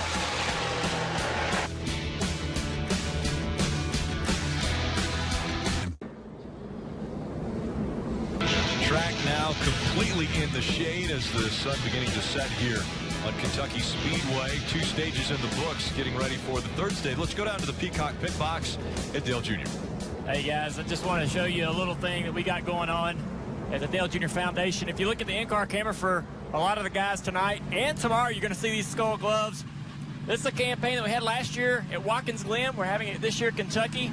These will go to bid. They're being bidded on now. These gloves, I believe, for Christopher are up to $4,000 per Rick Allen up there in the booth. Whoa. I'm just telling you what they are. Okay. I didn't bid the $4,025. Well, I told you what they were. Whoever did, we thank you. All this money goes directly to the Nationwide Children's Hospital. There's a fund that me and my wife started. We've raised over $1.5 million. It's for research. No child that goes to that hospital has to pay for treatment. We love the connection. We love the drivers helping us with this program this weekend. Over 50 drivers competing with these gloves. That's a great program, and obviously when the gloves win the race, I would think the value even goes up higher. And Junior will sign those as well. And here comes those gloves and the cars, Dave Burns. And Rick, one of the things that could speed up this pit stop this time is for Christopher Bell to get a little closer to the wall. He was asked to do that. He said that the car at the end of the run was a little bit tight, but he really doesn't want to be any freer. He likes how it fires off on the restart. So this will be 4 fresh Goodyear tires and a fill of Sunoco. Kelly? Well, Brandon Jones in the 19 car said he started off too tight, but by the end of the run, it was just a little bit too loose. He needs an adjustment for some more rear grip, 4 tires and fuel, and then you see the 00 there of Cole Custer. He said it started getting tight around lap 15 and stayed that way, but by the end was loose in the center of turns 1 and 2. 4 tires for him as well, Marty. Another terrific view of Tyler Reddick's pit stop. He said, we're way too free taking off. We're giving up too much time on the front side. He said, I'm not going to lie. One time I'm not going to be able to save it. Austin Dillon's crew gained him 2 spots the first time off pit road. I don't know if they gained him any spots this time, though. I think we'll call this an average pit stop for the 20 because coming onto pit road, race leader did not leave pit road in front. Grassroots racing, my track, my roots, all across the country. Over 500 placards were sent out, and you see some of the pictures. We want to hear the story. We want to hear what you're experiencing at these tracks. So hashtag my track, my roots, and tell us the stories that you're able to experience either at a short track or even when you come to a racetrack like Kentucky Speedway. So the program works because I've been to a lot of short tracks, and instantly I'm like, Alaska. I haven't been up there. Yeah. That might be a good little field trip and go to Alaska, see some short track racing. So much great racing all around the country, and if you go to that racetrack, if you see a cool story, if you see a driver you like or a crew member or a story, take that picture and hashtag it. Send it out. Let's talk about it. We want to talk about all the great racing around the country. A lot of talents all around the country at all of the short tracks and grassroots racing all over the country. Junior, you've got a few stories, I'm sure. Oh, yeah. Yeah, I love this campaign for many, many years. Back in the 80s, I think this sport, especially the Cup Series NASCAR Xfinity, the industry had a great connection and bond with the local short track. And that sort of changed over the years. NBC, NASCAR, there's this huge initiative for us to bridge that gap and support the local track. And I think it's great. So we're all sharing stories online, social media, and so forth. And we're all going to go out and visit these tracks throughout the year and share our experiences. It should be a lot of fun. I'm loving this campaign. And it looks as though Chase Briscoe is going to choose the outside line. Let's listen into the radio. The thing of it is, if we start on the bottom, if somebody puts us 3 wide into 1, we're in sitting duck. If we start on the top and they take us 3 wide into 1, we're actually going to be in the best position. Okay, so I like that. Yeah. You can't get trapped on the bottom of the guy in your door with 2 tires. Jeff, you? Yeah, remember, he had pitted earlier, too. He had that damage, so that enabled them, I think, to do 2 tires here. And Rick, you talked about the pit stop for the 20 of Christopher Bell. Continues to lead, continues to lose spots. Currently on the inside of row 3. You want to be watching there as these cars roll off into turn 1. He's got his work cut out in front of him. 104 laps remain in this race from Kentucky. Inside line, it's just a shorter route to the corner. Brandon Jones, is he clear? He is. Brandon Jones takes the lead away from Chase Briscoe. And now Briscoe dives to the inside of the track. 2x2 behind him, and look who's in third. Justin Allgaier in the 7 has made his way up into the top 3. This time, Christopher Bell in that black and red and white 20 car, he has not flown through the field on the restart the way he did the first time. This is going to help him right here. Side by side in front of him. 0-0 darts away from Allgaier. Let's just slow the 7 down, maybe just enough to get the 20 inside him over here off this corner. And who will he help? Will he run up behind the 7 and try to push him? And Custer's not clear. Here comes Allgaier back on his outside. Side drafting at its finest right there. The 7 comes down, slows the 0-0 down. It's not like the 7 had more motor at that instant. He just slowed the 0-0 down. Unfortunately, all for naught as the 0-0 clears him and pulls the 20 through. Here comes Christopher Bell in the 20. He'll try to take the spot away from Allgaier now at the bottom of the track. A little bit harder, as you said, Jeff. That pass was easier in the last stage. Now he's working a little bit harder. Actually, perhaps a little under attack from a net here into turn 1. Well, on the last restart, everything went his way. He had the bottom lane, and Reddick had that problem. Everybody got up the racetrack, and he had a clear lane to go flying by. He did not get the benefit of that this time, and it's going to be much harder to get back to the front. There's Tyler Reddick in the 2. You see Chase Briscoe fighting back, trying to take the lead back away from Brandon Jones. You and I jumped at the same time. What was up with the 19 down the straightaway? He lost 5 car lengths down the backstretch. I didn't see anything, but now he looks like he's up to speed. I was a little confused. Yeah, something happened. I don't know what happened either. He got really slow entering turn 3. Hey guys, I just heard Brandon Jones come on the radio to say he's got a little bit of smoke coming in the cabin. So keep an eye on that. And he's got Chase Briscoe looking to the inside for the lead. Oh, I hate to hear those reports over the radio when I was a crew chief. Could be anything. Engine, electrical. Motor sounds off. Motor sounds off. This is what it looks like. Right here. Everything looks fine. Up the racetrack he goes, and right by goes Chase Briscoe. Here comes that 0-0 of Cole Custer as well. And I know Doug Yates has an impressive motor program, but look at this right here. Just driving right by that Toyota. It just seems like the 19 doesn't have the speed down the straightaways. Flies through the corner. Yeah. Look how fast he is in the corner. But now it looks like it's okay. Like it's an intermittent miss maybe, or... And this will just rip the heart out of Brandon Jones if they do have an issue that continues. They have had 5 DNFs already. They said it feels more like 8 because a lot of times they've been running laps down with damage on their car for a myriad of reasons. And every time on those 5 DNFs, they've been running top 5. And here we go again. Oh, they never break when they're slow, Jeff. They never break when they're slow. And Kelly, it's a great report from Kelly because that's how it's been with this 19 car. When they've had good runs, they've had something go wrong. And they just cannot get a solid foothold underneath them. They have good speed a lot of races, but they just can't finish the races and have a clean night. A lot of pressure put there on Justin Allgaier as Christopher Bell has taken the spot away from him. So Bell now moves up into 3rd, chasing after Briscoe and Custer. I don't think we can say enough about, you see right here, that it's Jeff Mendering at the top of the screen, the crew chief for the 19. Tyler Reddick, kind of a tab. A little, there's some lanes that it seems like he's off and some not. And now we go to the front. 2 Fords lead the field. Briscoe and Custer. What a run by Briscoe on those 2 tires.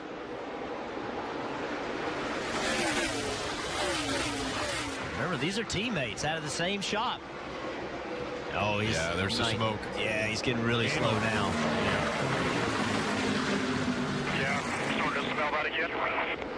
Yeah, seeing the smoke coming out now is this is for the lead. Briscoe in front of Cole Custer. And remember last night, Brandon Jones was battling for the win.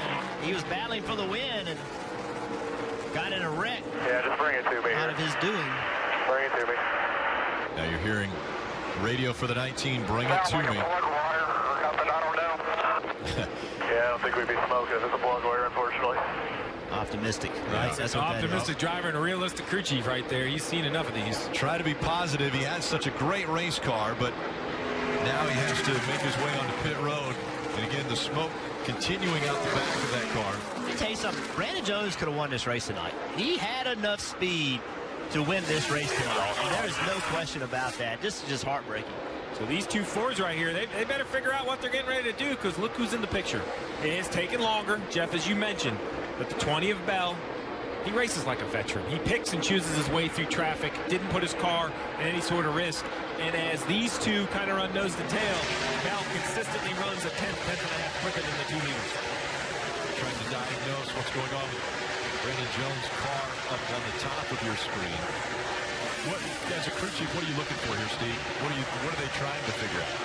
As a crew chief, I'm basically satisfying the engine guys right now, because I've already pushed her back to the truck. I think, listen, you just know, or when I raced, one engine problem a year probably was going to happen, because that's the same team and company that gives you great power in every other race. You can't have one without the other. I think they're just making sure perhaps it's not an oil line and a plug wire off. I mean, it would take an odd combination to be down on power and smoke, something you can repair on pit road. So you saw right there in 0-0 Cole Custer. He went to the top in 1 and 2 to see if he could get a run. Now through the bottom of 3 and 4. So now, if he can stay close enough to him, can he try a different lane? Can he try that upper groove?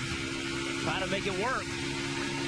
Briscoe pulls away just a bit, about a car length in between the two. They run the same line through the bottom of 1 and 2, and now it's less than a half a second that Bell is back. Briscoe, this is going to be a hard pass. Chase Briscoe is a hungry race car driver. You see right now, Cole Custer got a good run.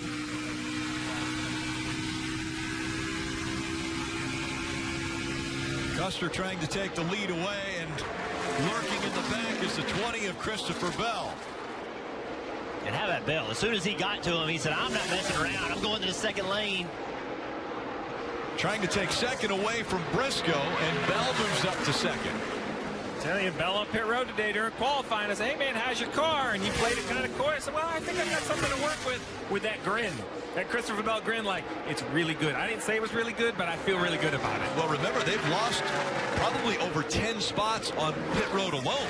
So they have had a tough time on pit road that Christopher Bell's been able to battle back, and now he's in position where he can fight for the lead once again. And that 20 can run the top or the bottom in turns 1 and 2. That makes it very difficult to defend. So now I think if you're Custer, I think you show him different things. I don't think you run the same lap every time. You just saw him run the top over 1 and 2. Run the bottom once, run the top once. Make Christopher Bell guess which lane you're going to go to. The gap, 0.3 of a second between Cole Custer and Christopher Bell. Those two fighting for the lead as we go NASCAR nonstop.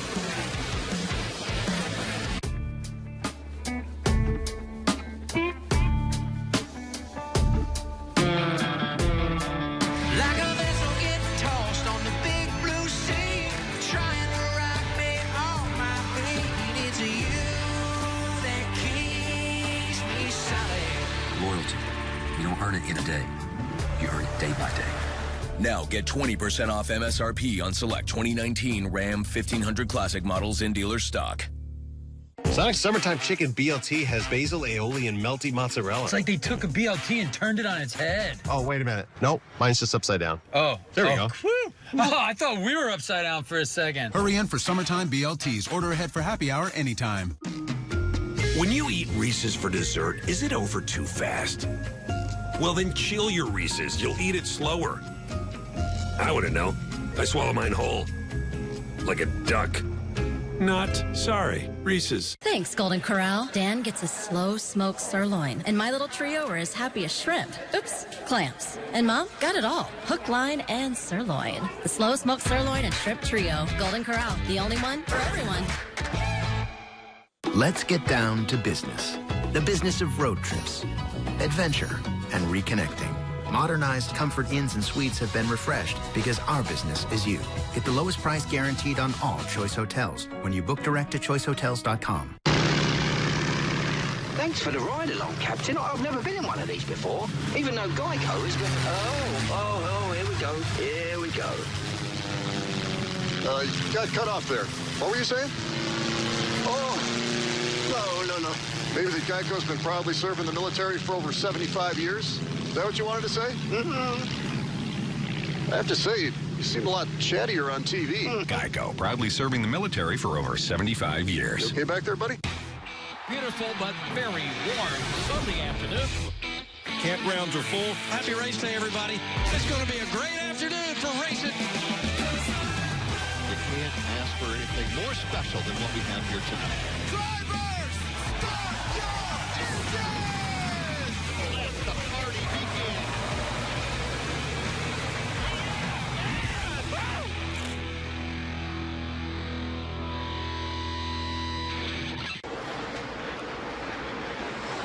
Cole Custer continues to lead the Alsco 300. And remember, tomorrow, it's racing under the lights for the Monster Energy Cup Series. Here on NBCSN. That race starting at 7:30. Coverage starting at 7:30. A lot of question marks for the race tomorrow night. All year long, we've talked about this really high downforce, low power package that the Cup cars have. I wish I could tell you I know what to expect, but I don't know, and I'm not sure the garage area knows. A lot of unknowns. Would make for a very interesting night, Rick. I am greatly encouraged, though, watching this racetrack. The grooves open up in 1 and 2. I am very much encouraged that the drivers will have different places to go, and I think that's huge for that package they run on the mile and a half. A lot of frustration, I'm sure, for Brandon Jones. Let's hear from him. Kelly's with him. Yeah, frustrating, heartbreaking. I don't know, a number of words probably for you, Brandon Jones, up there running up front. How much do you know about what's gone on with the engine? A lot of smoke in the cab. I couldn't really get the motor over 7,000 RPM, so kind of a telltale sign for me that the motor was letting go there at the end. Twice this weekend we've been leading the race and something's taken us out, whether it's been mechanical or an incident on the racetrack. So what are you going to do? We've been running first both races this week, and that's what we got to do, you know, at least on my behalf. So I hate it. We have Menards. We had Swiffer on the car this weekend. It was going great for us. I think we had the car to win the race tonight, but all in all, these guys worked really hard, and I think they're all behind me, and we're going to get this thing figured out. How do you stay positive knowing that you did have such a fast race car? Yeah, we talked about it earlier. It's all about realizing where you're running when this stuff's happening. So we continue to run top 5. We continue to lead laps. This pit crew I had tonight was awesome. They were really getting me out front there. So you put all that together, and we're going to keep going. These guys got a lot of momentum built up behind them, so I think next week will be good. Thank you, Brandon and Rick. The crew continues to try to work and remedy the 19. Yeah, figure out what actually happened there. As we saw the 7 of Allgaier throwing in there and just flat out pass Briscoe, but then slid up the racetrack. Put a lot of effort into making that pass. Yeah, and bravo for Brandon Jones, a 22-year-old leading a race, as he mentioned, 2 times this weekend, and things that he didn't feel or they're outside his control. An engine definitely is. It's learn a lot about guys when things go wrong. And he's absolutely right. Running up front, things will end up your way eventually. Young man has a really good attitude. Had a chance to spend quite a bit of time with him. He's got it buttoned up. He's a smart young man. He's going to be in victory lane in one of these Xfinity cars soon. I really believe that. Chevrolet helmet cam here worn by Tyler Reddick as we watch him chase after Michael Annett in that one right in front of him. And some lap traffic coming up here in front of these two.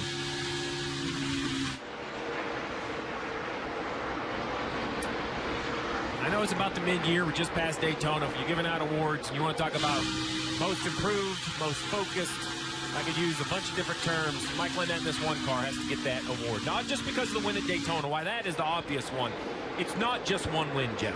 This is clearly 4 or 5 spots ahead of where they consistently ran last year, and he is doing it every single week. He just seems like a new guy in interviews. He seems very focused, very positive. Travis Mack is top of the box. Whatever combination they have, whatever conversations they're having, they're working. And it's great to see. Great to see someone who's been in the sport as long as Michael running well. Right now, Mike Lynette back in the 5th position, being chased by Tyler Reddick. Up front, the two winningest drivers in 2019, Cole Custer and Christopher Bell, both with 4 wins already. Dave? Rick, let me give you tonight's Toyota driver update. That will be for Christopher Bell, who runs in second. Thing they've improved on here, running mile-and-a-half tracks.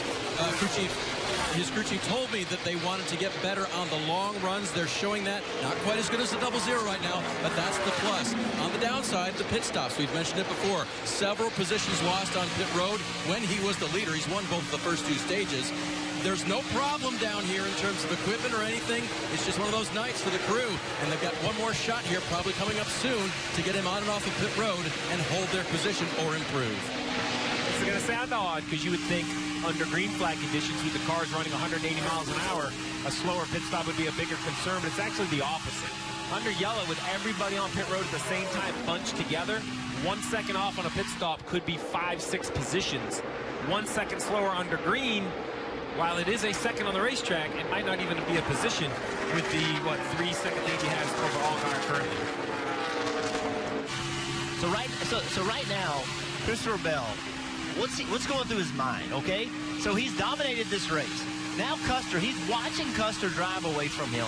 So now he's got to be pinpointing exactly what he needs. Right now, he's got to be giving that team the information. I need to turn better. I'm too free, whatever that is. So they have time to think, and they have time to work on the car. Can't wait till the caution comes out, right? Steve and say, I need this, right? Right now is the time that they can start formulating a plan. And he didn't need a plan earlier, right? He had the best car. He was dominating. But now they're going to have to come up with a plan to figure out how to beat Custer. Could this be a glimpse of the championship race? We see Cole Custer, Christopher Bell, maybe Allgaier is that 4th that gets thrown into the championship for. He's currently running in the 3rd position. So listen, on that, the speed of Reddick the last few weeks has kind of gone away, right? We haven't seen him dominating and making the best lap time, So looks like Custer is kind of taking control of this race. He's the guy, and when I say race, the point race, he's the guy that's saying, okay, I got the most speed. You're going to have to come take it from me. A lot of momentum going with him. 14, 15 laps, Rick. I expect to see green flag pit stops. Cole Custer, who said he's an introvert, you can't be that in racing. You got to sell yourself. And right now, he's selling himself to everyone watching as he runs up front. Running very well here in Kentucky. Put a spell on you, 'cause you're mine.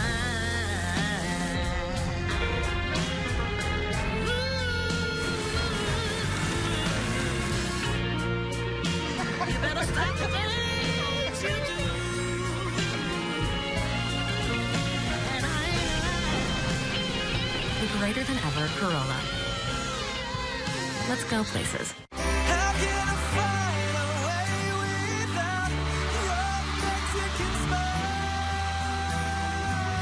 You've heard the phenomenon. Now experience nacho fries live from your house with Taco Bell delivery. Pieces or cups? Pieces or cups? Pieces or cups? Pieces in cups! Man, we're killing it over here, huh? Not sorry. Reese's. Hey, who are you? Oh, hey, Jeff, I'm a car thief. What? I'm here to steal your car because, well, that's my job. What? What? What? What? What? What? What? It happens. And if you got cut rate car insurance, paying for this could feel like getting robbed twice. So get Allstate. And be better protected from mayhem. Like me. Whoa. That's big. It's bigger than big. Getting the latest phones for free is big. But with $200 guaranteed on your trade-in, well, that's even bigger. Latest phones for free. Big. Trade-in guaranteed. Bigger. Free. Enormous. Guaranteed. Biglicious. Bigonometry. Bigorama. Right. Gigantic. Uh-huh. Ooh, big-tastic. Bigzilla. Just making up words. Sure am. Big doodle-doo. Get the latest phones for free, plus $200 guaranteed on your trade-in. Switch to U.S. Cellular, building your next-generation 5G network. Everything happens so fast. We're reading out of control. It's a big mental game. Nothing ever goes to plan. Pressure's on. Pressure's on to perform. I'm going to race you how you race me. It's going to get crazy. Boyer wailing on Ryan Newman. Punches thrown. Yeah, baby, yeah! If you're not tired, you didn't drive hard enough.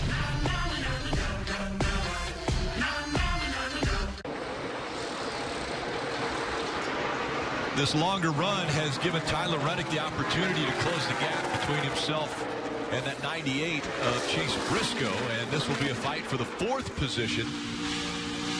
I love this view. Do I have a tire rub? I don't see one. There's no smoke. Yeah, all the yellow is still on all 4 tires. That was Tyler Reddick's radio, guys. So, Jeff, I'm wondering, as a driver, you're the one who maybe detected the tire rub. Your crew chief just told you we're about 20 laps from stop. So how much do you trust that the tires were all good there? You know, that's a tough one. I mean, he obviously is smelling something or seeing some sort of smoke, but the spotters are saying, hey, I don't see anything. So you just got to trust them. And I'd be giving you the information, though, Jeff, to let you know, hey, and I know I'd like to run maybe 20 more laps, but in 8 or 9, we're inside our window. Just so as a driver, you know, listen, try to get me 9. I can't tell you if you have an issue or not, but give you all the information. And hey, now we're in our window. So if you think you have a problem, yeah, come on and come to me. It's not going to hurt us if you do. I tell you what, he's not afraid. He's up there. He's up there in that upper lane, full of throttle. See Tyler Reddick's last lap, almost 174 miles an hour. You can roll to him if you need to. Still no pressure off the back. And now he's gotten to the quarter panel. What can he do with him? Outside door, he's chasing you a little bit tight on you. Back off you by 1 door. He'll clear that 98, and Tyler Reddick takes the 4th position away. Cole, Custer, Bell, Allgaier, Reddick, Briscoe, the top 5. Let's go through the field. We'll start with Kelly. And we'll start at the top there with Cole Custer, who's now led 30 laps in this race. Just 2 career wins coming into 2019 and 4 already this season. When I asked him what the difference is, he said it's been a few things. A combination of new personnel, including crew chief Mike Shiplett, and he has more confidence in his restarts and working his way through traffic. He said now he shows up to the racetrack feeling like he should be competing for a win every single time. He said it's confidence, but not blind confidence, Marty. Excuse me, Dave.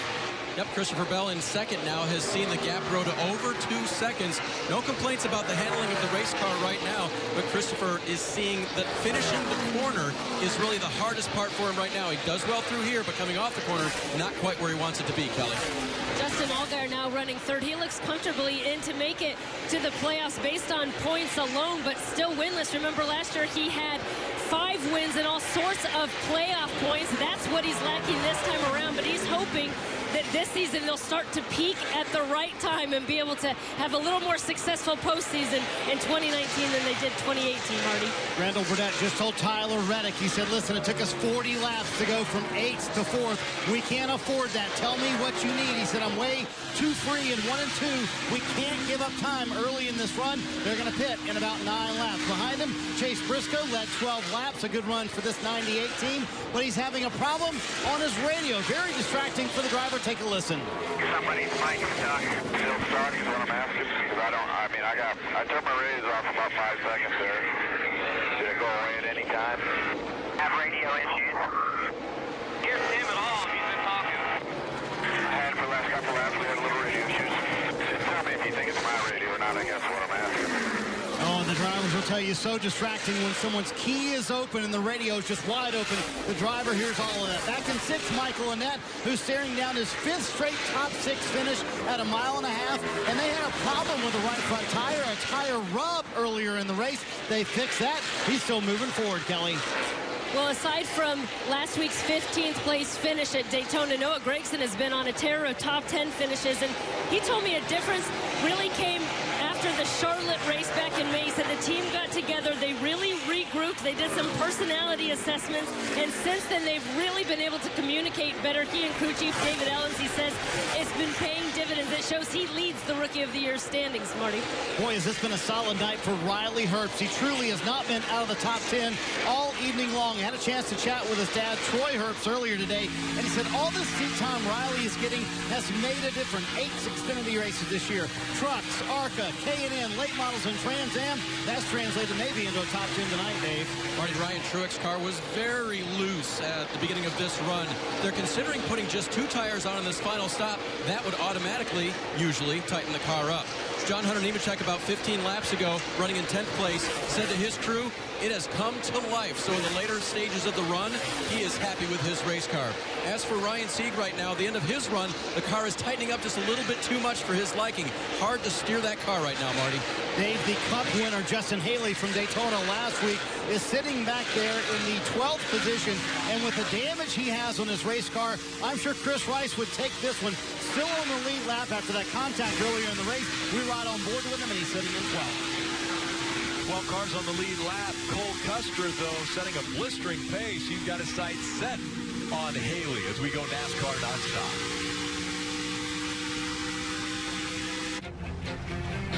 On to the next job, the next challenge, the next place, on to the next level, and all the rewards that come with it. The all-new Ram 1500. Motor Trend's 2019 Truck of the Year. Everything you need to get on to bigger things. Now get 20% off MSRP on select 2019 Ram 1500 Classic models in dealer stock. When you eat Reese's for dessert, is it over too fast? Well, then chill your Reese's. You'll eat it slower. I wouldn't know. I swallow mine whole. Like a duck. Not sorry. Reese's. Let's get down to business. The business of road trips, adventure, and reconnecting. Modernized Comfort Inns and Suites have been refreshed because our business is you. Get the lowest price guaranteed on all Choice Hotels when you book direct at choicehotels.com. If you want to try the Grand Mick Extreme Bacon Burger from Spain, you better get to your neighborhood McDonald's before July 28th. Otherwise, you'll have to actually fly to Spain. Around the world is still around the corner at McDonald's, but not for long.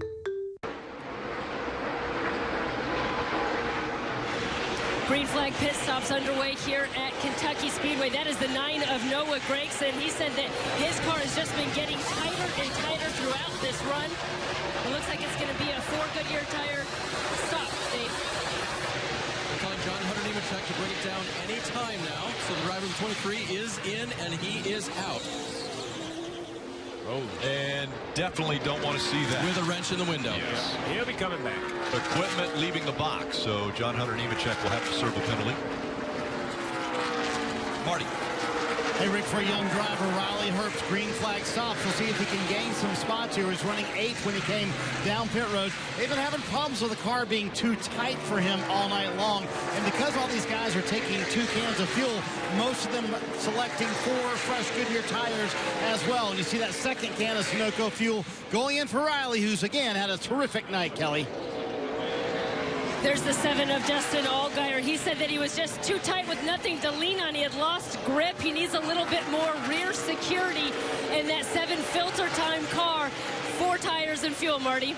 You see Tyler Reddick at the very head of pit road. At first, Randall Burnett said, we're going to stay out till to 155. I don't think I need to come now, but they decided to come anyway. They're trying to make it better at the front end of the run.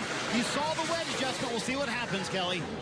And there's the leader, Cole Custer. He had pulled out to a nearly 3-second lead, but told his crew chief, Mike Shiplett, that he was starting to get a little bit tight running out front. And 4 Goodyear tires, air pressure adjustment, Sunoco fuel.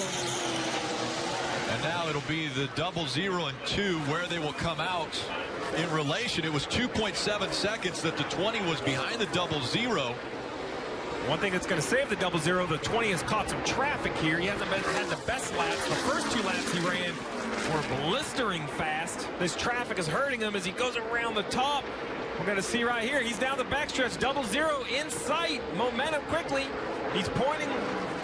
0-0, shaking the car, trying to get that thing warmed up as he just came off of pit road. He stays in front of the 20. 2.7-second lead evaporated by staying on the racetrack a couple extra laps.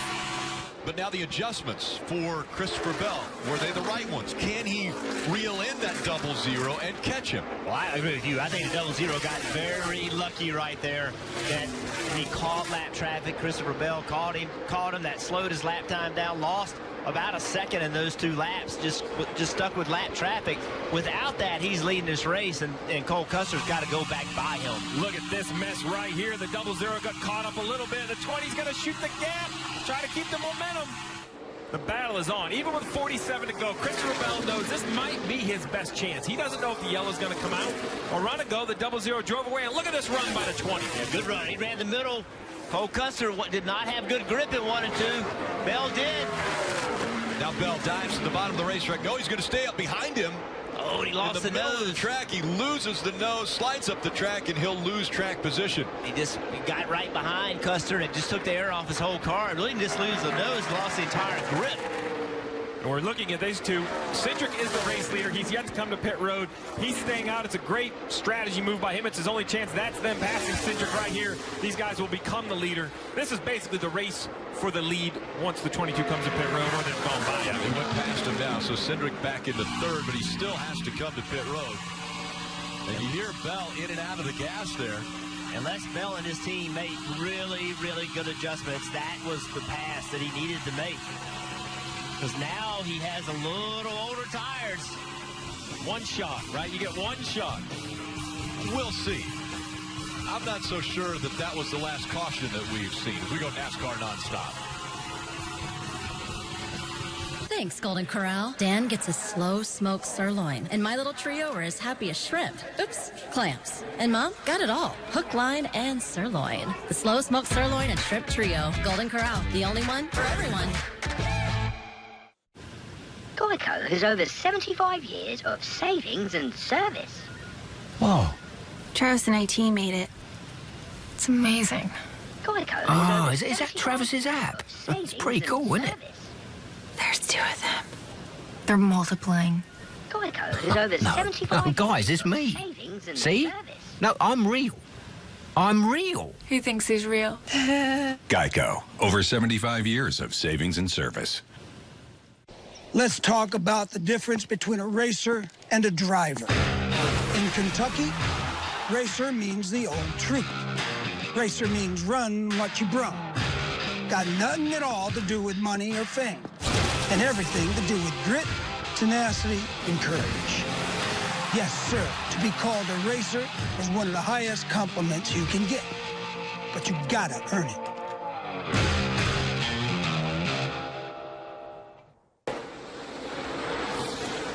Custer now has 0.8 of a second lead over Bell as they run 1 and 2. Cindric will be on pit road now, and that means Reddick will move up to 3rd. The big 3 are running 1, 2, 3.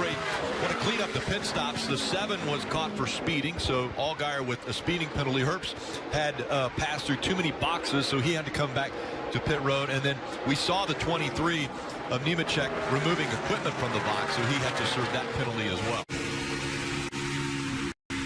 Want to listen in to Cole Custer's radio. That fast, you're dipping that splitter just a little bit. It'll come to you, bud. Get your mark here. Let me know what he doesn't want to do. Focus forward. 13 to 26, driving just like you and getting tied off. He loses the car win. Driving away. Don't worry about him. We just got to get through these lap cars, bud. You're doing good. Interesting there, when he was asking about what Bell was doing, the response was focus forward. Well, and I liked when he said it was too tight, the crew chief didn't just say it's going to get better. He gave him a reason.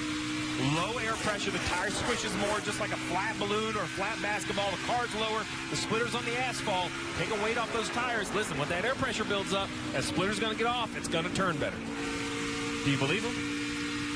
If it's that crew chief, yes, because he's won enough of it. He's won over 20 Xfinity races. Yep. He tells me something, I'm going to believe him. I agree. I agree. Mike Shiplet we're talking about there with Cole Custer. And now I think it really comes down to, obviously mistakes, but we don't expect these two drivers to make mistakes. But not just a mistake of your own car, maybe catching a lap car at the wrong time, doing something wrong, driving your car a little inappropriate, like hard on the right front and make it build tight. You know, you got to understand there's still 40 laps to go. We have seen, think about Chicago in the Cup race. We saw Larson run down Alex Bowman, swap positions, all of that. Dave. Not sure if Christopher Bell's car will be there for him or not. He radioed about 3 laps ago. It is tight. It was tight as it fired off, and it's still tight. Now, credit Jason Ratcliffe for bringing him down pit road, the first of all the leaders. That gained all that time. The crew had a good stop, but the car, as far as balance goes, is not where Christopher wants it right now, Marty. And, Dave, here we are, 38 to go, and guess who's the top 3? The big 3, Cole Custer, Christopher Bell, and Tyler Reddick sitting in 3rd right now. And they've talked about his car needing more fire-off speed all evening long. For much of the year, Tyler Reddick was the man to beat at these mile-and-a-half races. But you look at the last 2 mile-and-a-half tracks. Chicago, they finished 9th. Today, they're running 3rd. Steve, I think this team feels like they've got some homework to do if they want to win a championship in Miami. Yeah, and you can see the frustration. They're 3rd, which you would think would be good, but they know their 2 championship rivals are 1st and 2nd. You know why he's frustrated? He just ran a 30.25. The leader ran a 30.59. So right. he's like, Randall's like, we got this great car, but we're too far away. And that's one thing that happens that's really odd, is that a lot of times a car will fire off. A car will fire off under a green flag pit stop and be fine on restart. Like it fires off fine, but in traffic, it's too loose. We see that over and over and over. Don't really know how to explain that. You see, you talked about lap traffic. Will this slow the 00 down trying to get by these guys? Look at Bell. He's run him down. That was not a good lap right there. Christopher Bell took basically 0.4 of a second, chopped the lead way down. And 0.7 of a second for Reddick. 0.5 of a second for Reddick as he runs a 30.49. But Reddick again 10 seconds behind Cole Custer, and Reddick continues to turn the fastest laps. This is what this series needs, though. Not a runaway winner, right? Cole Custer is getting better because Christopher Bell is forcing him to be better. The pressure out the mirror. And John Nemechek, he is not just going to pull over right here, nor should he. He's 1 down. 2 down is very hard, if not impossible, to come back from. 1 down, you can still get a little break on the yellow, so he's going to continue to battle. And as Cole Custer goes by, he falls to 2 laps down now for John Hunter Nemechek, who's running in the 14th position. Right now, only 7 cars on the lead lap. That's what this long green flag run has done for the field. And Cole Custer, the pace that he continues to set, the top 5 have continued to be the fastest 5 on the racetrack every lap. Yeah, and then you see Mike Chiplett on the left side, crew chief for the 00 of Cole Custer. That last lap, interesting, the 20 of Christopher Bell running second, ran the top.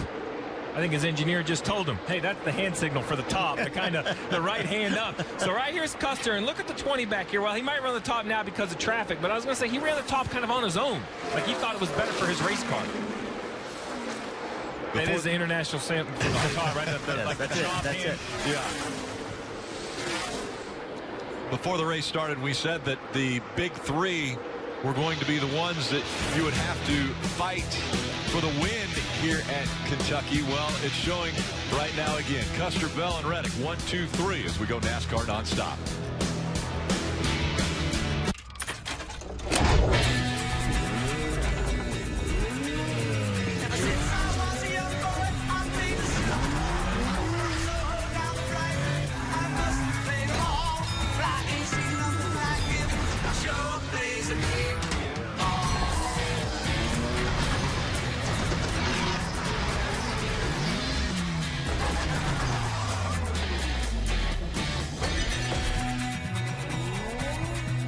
Sonic's Summertime Chicken BLT has basil, aioli, and melty mozzarella. It's like they took a BLT and turned it on its head. Oh, wait a minute. Nope, mine's just upside down. Oh. There we go. Whew. Oh, I thought we were upside down for a second. Hurry in for Summertime BLTs. Order ahead for happy hour anytime.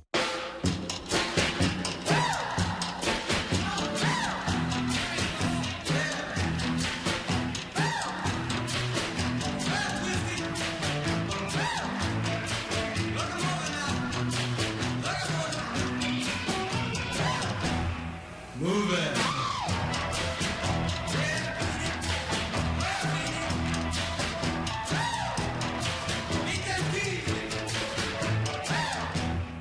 Let's get down to business. The business of road trips, adventure, and reconnecting. Modernized Comfort Inns and Suites have been refreshed because our business is you. Get the lowest price guaranteed on all Choice Hotels when you book direct to choicehotels.com. Whoa, that's big. It's bigger than big. Getting the latest phones for free is big. But with $200 guaranteed on your trade-in, well, that's even bigger. Latest phones for free. Big. Trade-in guaranteed. Bigger. Free. Big-normous. Guaranteed. Biglicious. Bigonometry. Bigorama. Right. Big-gantic. Ooh, big-tastic. Bigzilla. Just making up words. Sure am. Big-doodle-doo. Get the latest phones for free, plus $200 guaranteed on your trade-in. Switch to U.S. Cellular, building your next-generation 5G network. It's time to bring the action in Toronto. Toronto, it's intense. Let's go. Street courses reward bravery. Power takes off.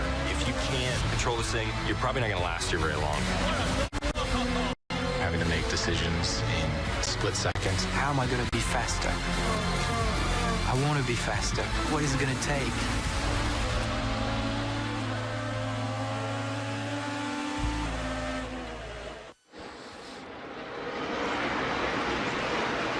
Welcome back to Kentucky Motor Speedway. Watching Cole Custer dominate this race. Dale Jr. up here on the pit box. Got some company, though. Yeah, man. Thanks for inviting me up here. They let me out of turn 3 finally. It took a while to get back in. I had to prove security that I belonged. Yeah. Once they let me in, I came my way over here. Pretty awesome night for Cole Custer. He did this at Chicago.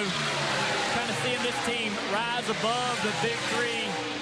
Your take on his effort tonight? Well, I think one thing that maybe we haven't really talked too much about is just this race started in the daytime. You know, really, when I was down there in turn 3, it was hot.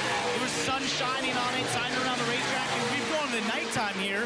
You know, the tables have turned a little bit. You saw Christopher Bell be really good in the daytime, but now the handle's gone away from him. And this is the modus operandi, that 0-0 team all year in the mile and a half, right?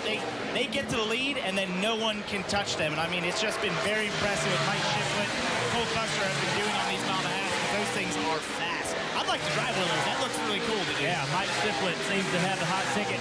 Guys won a lot of races with a lot of different drivers over the years, and he's dominating this year. Cole Custer. Cole was really good at Homestead. I'm putting Cole Custer as my favorite right now. Looking at the championship battle, who really kind of has the speed they're going to need. Looking at this racetrack, though, we know got a lot of Cup guys watching this race and trying to see how this PJ1 is going to work and how drivers are using it. Kind of seeing not a real advantage to the high side in turn 1 and 2. It seems like everybody is committed to that PJ1 and 3 and 4. Yeah, that's what I've been noticing, too. It's like 1 and 2 is just, you know, the shortest radius is the fastest way around. You can use that high lane if you need to get clean air and traffic, but if you're running by yourself, you want to be painting that yellow line. But down in 3 and 4, I've definitely seen a little bit more movement. I feel like, you know, using the higher lanes, especially if the tires wear a little bit, getting up there and just getting larger arcs, which bodes well for the Cup car, because in those Cup cars, you got to find clean air. And so I think that has some Cup drivers at least excited that that opportunity and that option is out there. Absolutely. Watching turn 1 and 2, seeing some of the guys use that PJ1, looks like they're getting higher and higher. I kind of wonder if there's any concern about that PJ1 sort of losing its effect down there. Yeah. And as this track's cooled down, we got under shade in turn 1 and 2 around 8:30. And that, to me, would bring that bottom groove into effect or make it better, make it probably the more preferred line for late in the race. So pretty interesting stuff. And I'm sure we're going to see some pretty exciting restarts tomorrow with the rule package that the Cup guys have. Got a great battle right here. Michael Annette trying to close in. He's been trying to pass Briscoe for, seems like 100 laps now. I think it's job done, yeah. Briscoe's been holding on, man. They took that 2 tires to get track position early in the race. He's done a really impressive job once they got on the same cycle, staying up there, running well. He's had some interesting battles there. He had Cole Custer and Christopher Bell drove by him. But since then, he's been holding his own in the top 5. We'll see if he can hold off Michael Annette. I just want to see a restart. Yeah. I want to see that Christopher Bell and Tyler Reddick and Cole Custer duke it out on a late race restart. I think that'd be awesome. Yeah, I got to agree with you. I think it's great for Briscoe to be able to run up front, run around these guys, get that experience. Just like when the Cup guys drop down, you see a couple Cup guys get in the race, and you get to run around, and you learn quite a bit. It gives some confidence, too, in yourself when you go out there and beat them. Him running up here in the top 5 has definitely been a lot of confidence in that game. Yeah, and you want to talk about confidence, the driver of that one car, Michael Annette, winning Daytona this year, and we've been talking about it all season. I feel like he has really turned things around, and I mean, he keeps reeling off runs like this, a great run in Chicagoland. I mean, he's running down Chase Briscoe here, who's won the Xfinity Series last year on a road course. And Chase, the thing about Chase, you got to remember, he always kind of comes on late. Won late in the Truck Series in his first campaign there. Was a contender to make the playoffs and stay in them if he didn't have an issue at Talladega. So I think there's more to come from Chase Briscoe when we get later in the season. Maybe he'll pull off the same thing we saw in the trucks. But Michael Annett getting that run on the inside. He'll make that pass down to one. We'll see if it sticks. Thanks, partner, for coming over here and visiting. It's a little lonely. Not used to being down here by myself. Back up to the booth. Well, we think you're enjoying yourself down there. It seems like you're enjoying the racing, so appreciate that input as we saw Michael Annett get by. The right front, it looks like the side skirt is coming loose a little bit. We saw it flapping a little bit on the one. Yeah, NASCAR had to mandate what material is used for all those things as teams kind of played tricks, and you see right there, it's very thin material. And you know, this racetrack can be rough down the apron. You never know if you hit a piece of rubber on the racetrack, but it doesn't help downforce. You want that sealed off on the right side. But nice move by Michael Annett. Worked hard on the 98 of Chase Briscoe. Nice textbook pass. Moves into the 4th position. Keep talking about the big 3 and who? Well, Michael Annett's the other guy that won a race, and here he is. The 4 cars that have won a race this year that are eligible for the playoffs, they're first through 4.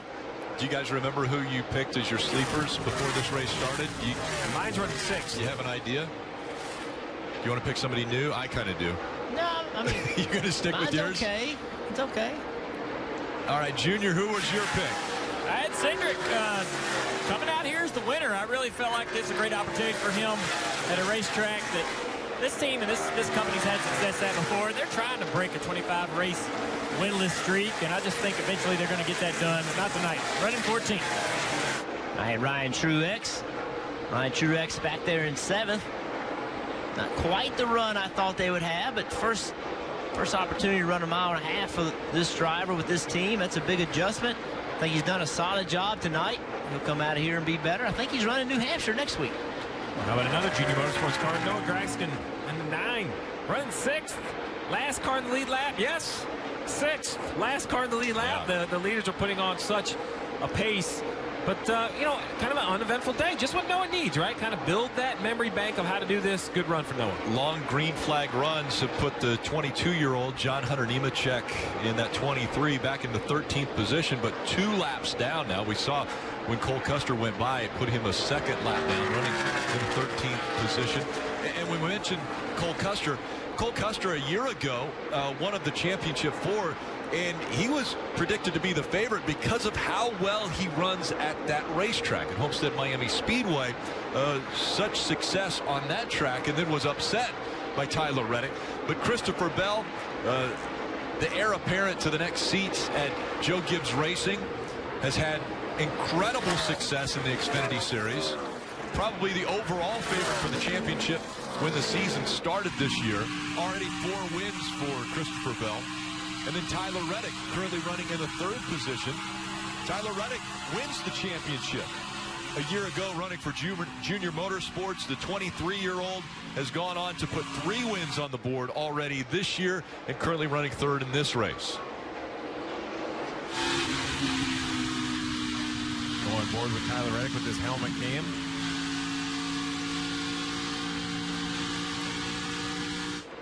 And let's listen into the radio for Tyler Reddick. No pressure on the back. Please keep our fingers crossed for a caution. That's MBR. Only way we're going to have a shot at this thing. P3 right now. And he's 14 seconds back now. He was 10 seconds back. So that shows you what kind of a lap time Cole Custer's been putting up, because Christopher Bell now 2.6 seconds. Again, that was the gap when they came to pit road. It was about 2.6 seconds that separated 1 and 2. He was the leader of the 00, and in front of that 35 is that light blue number 9 of the 6th place competitor. It's an impressive run. And remember, Christopher Bell dominated the 1st and 2nd stage, winning both after having bad pit stops. Recovered and drove right to the front, but a bad pit stop at the end of the 2nd stage got him behind, and he came back up to the field, but it seemed like the 00 either made improvements or the sun went down, or a little bit of both has helped this 00. And there have been runs by Christopher Bell early on, and the 00 fends them off and then pulls away to a gap. Marty, how about Chase Briscoe still on the lead lap? Yeah, let's give a call to him. Of course, the young dirt racer from Indiana announced this week that he'll run Eldora, the race he won last year in the Truck Series for Thor Sport Racing and for Ford. We're looking at another top 5 here. Chase Briscoe having a nice evening, and I think for 2 reasons. Number 1, remember, he hit the wall very early in the race, never was panicked. And number 2, he told me before the race, this is by far my worst mile-and-a-half track. I've come here 3 times. I've wrecked 3 times, really technically hit the wall. Now a 4th time, but it looks like this is going to wind up being a top 5. So, Jeff, just wondering, you ever come to a track that you didn't have a lot of confidence going into, but you wound up having a good day and it kind of turned things around for you?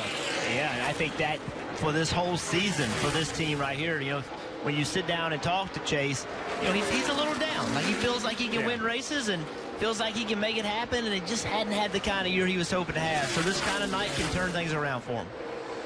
Up front, that 00, driven by Cole Custer, the 21-year-old for Stewart-Haas Racing. Now, every driver in NASCAR, every stock car driver wants to compete at the highest level. Well, so does Cole Custer.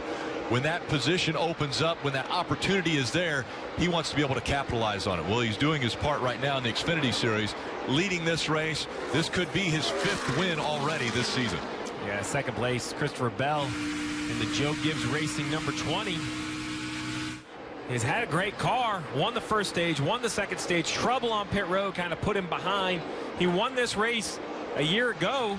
His only Xfinity Series start at Kentucky went to victory lane. It looked like he was well on his way to victory lane again. But the 00 had other thoughts.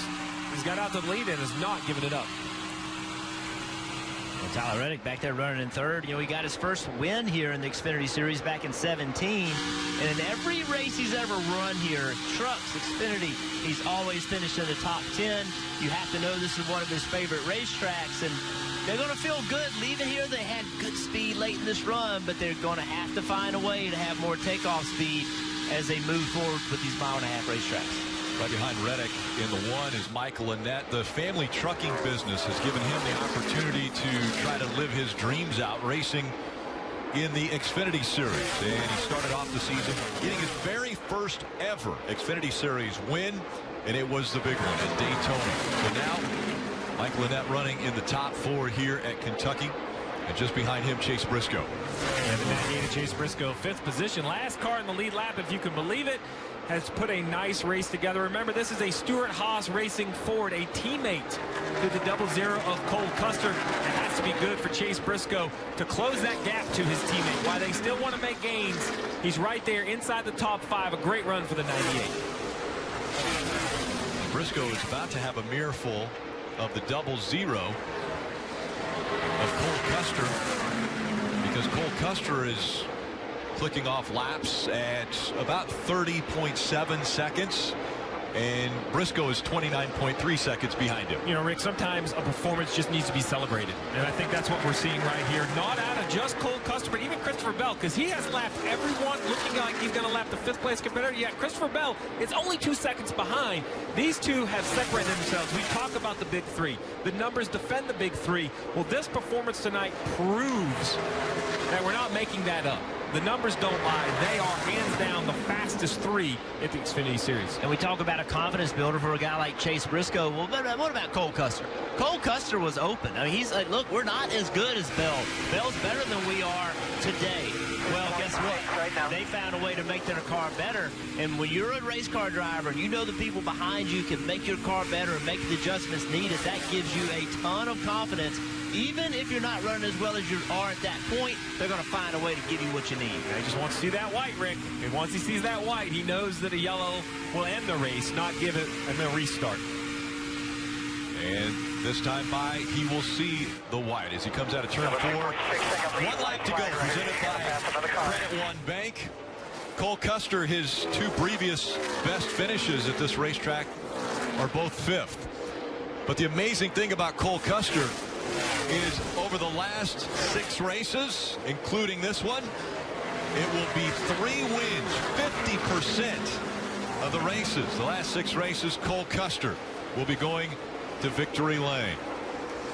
Coming into this season, he only had 2 career wins, and this is career win number 7. 5 wins on the season for Cole Custer. He wins here in Kentucky.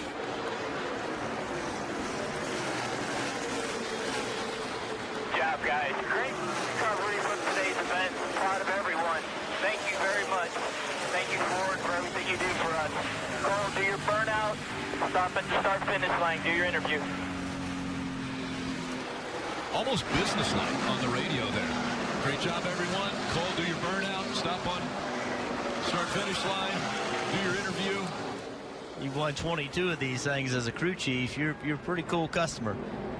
Great hire by this team, bringing Mike Shiflett in when he was at Ganassi and all that fell apart with sponsorship issues, and opened the door for him to come here. And what a pairing with he and Cole Custer. Steve, you put it best. When we see something like this, a lot of times people will go, oh my gosh, he killed everyone.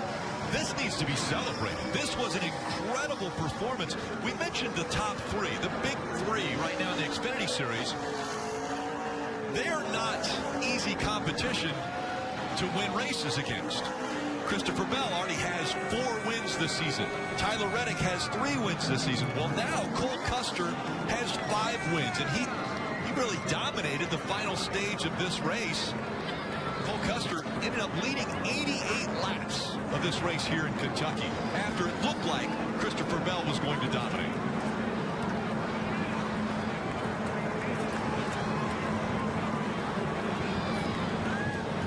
The introvert Cole Custer climbs out of the car, and he becomes an extrovert after winning the race. Parker.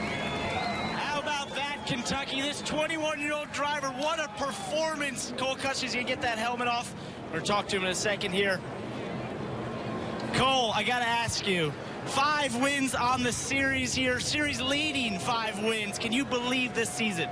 It's been unbelievable. I mean, I think this one just goes to my team. I mean, that car was just unbelievable at the end. They knew exactly what to do with it when the track changed, and I was just lucky to drive it there at the end. But I just can't thank Gene Hawes and everybody at Hawes Innovation. I mean, you don't get cars like that very often. I just can't thank everybody enough. We saw after the green flag stop, Christopher Bell got very close there. Were you worried at all? Yeah, I mean, I think I was a little bit too conservative on my green flag pit stop, but it just worked out good. It got a little bit closer. I was definitely sweating a little bit, but we had a fast enough car to pull away at the end. What do you want to say to all these fans that came out here tonight? Yeah, thank you guys for coming out. How about it, Kentucky? That's your winner, Cole Custer.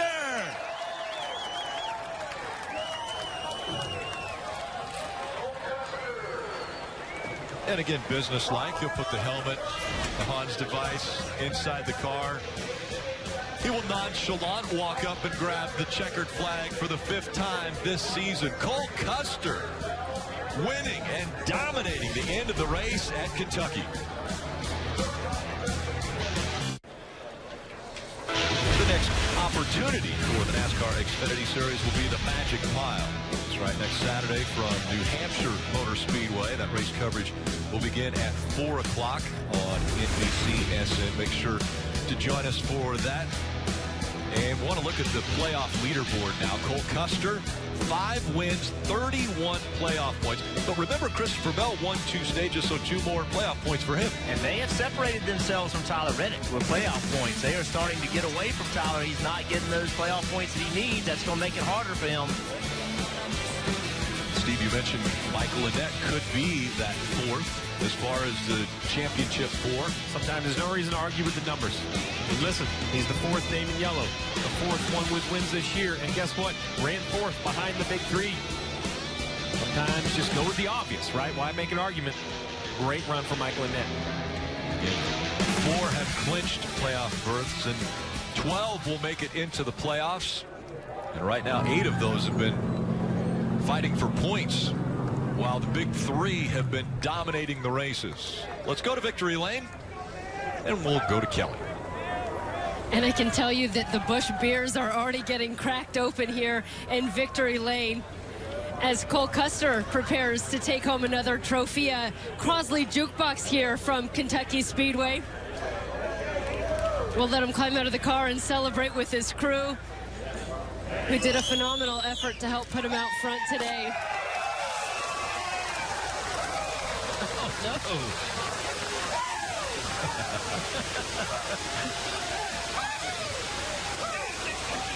Overzealous there. No harm, no foul. And here's the man who's helped make it all happen, Mike Shiplett, his crew chief. 5 wins now on the season. You've won back-to-back mile-and-a-half tracks here, Cole. What kind of a statement does it make here tonight? Well, I don't look too good now falling off the car like that, but that was an unbelievable race. I mean, they just gave me a great car. I wasn't happy with it at the start of the race, but I just, I mean, they just made the right adjustments, and I can't thank them enough. Everybody, Gene Haas, Haas Automation, Ford Performance. It's awesome to get Ford in victory lane. It's an unbelievable year. Congratulations. Cole Custer now leads with 31 playoff points. How about that celebration when you get out of the car, you slam the 2 cans together, and then you fall?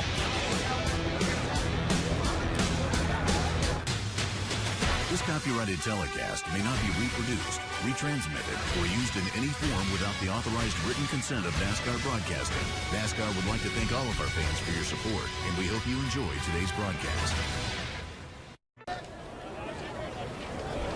Back at Chicagoland Speedway, you see the scene from above where Cole Custer has won the race at the Kentucky Speedway. His closest pursuer and a guy that led 72 laps on the night, Christopher Bell. But it wasn't the night you were hoping for. What happened after that final pit stop, Christopher? Yeah, I don't know. We just kind of got worse there. I'm not going to say we got worse, but my car's driving really good. Probably just got a little bit too comfortable and needed to free up a little bit. So, bummer night, but our Root Super was really fast. We were able to win the 2 stages, so we got a couple more playoff points. Just got to work on a couple more things, and we'll be good. 2 playoff points he takes away tonight. Tomorrow, IndyCar qualifying from Toronto at 2 o'clock. Then Mika Auto Auctions from Denver, 3:30. Pre-race for the Monster Energy Cup Series. Countdown to green as well as racing here in the Bluegrass State. And that is all wrapped up with post-race coverage at 11. Let's go back to Marty moments ago. Well, the record book shows a 3rd for Tyler Reddick, but man, you're probably thinking, what if we had a little earlier speed in the or earlier run speed? If you would have had that, could you have kept up with the 00 on the 20? It's hard to say. You know, our picker worked really hard to get us to track position, our Alsco Chevy, early in the race, and when we get it, we get really, really loose in the beginning of a run and lose all the spots we had gained. So I was really wanting to get a better showing for Alsco in their own race here in Kentucky. A lot of great people here, but yeah, we just couldn't fire off, and we roundabout got it close into stage 3, but I got stuck behind the 1 in the 98 for too long, and the leaders got way gone there. And of course, at the end, they were begging for a caution. They didn't get that, but they wound up finishing 3rd. The big 3 have separated themselves, but more importantly, Cole Custer now flexing his muscles and saying, I am the championship leader in the Xfinity Series. Again, make sure to tune in to NASCAR America all week long at 5 o'clock for all things NASCAR and racing. It's time now for the American Century Championship.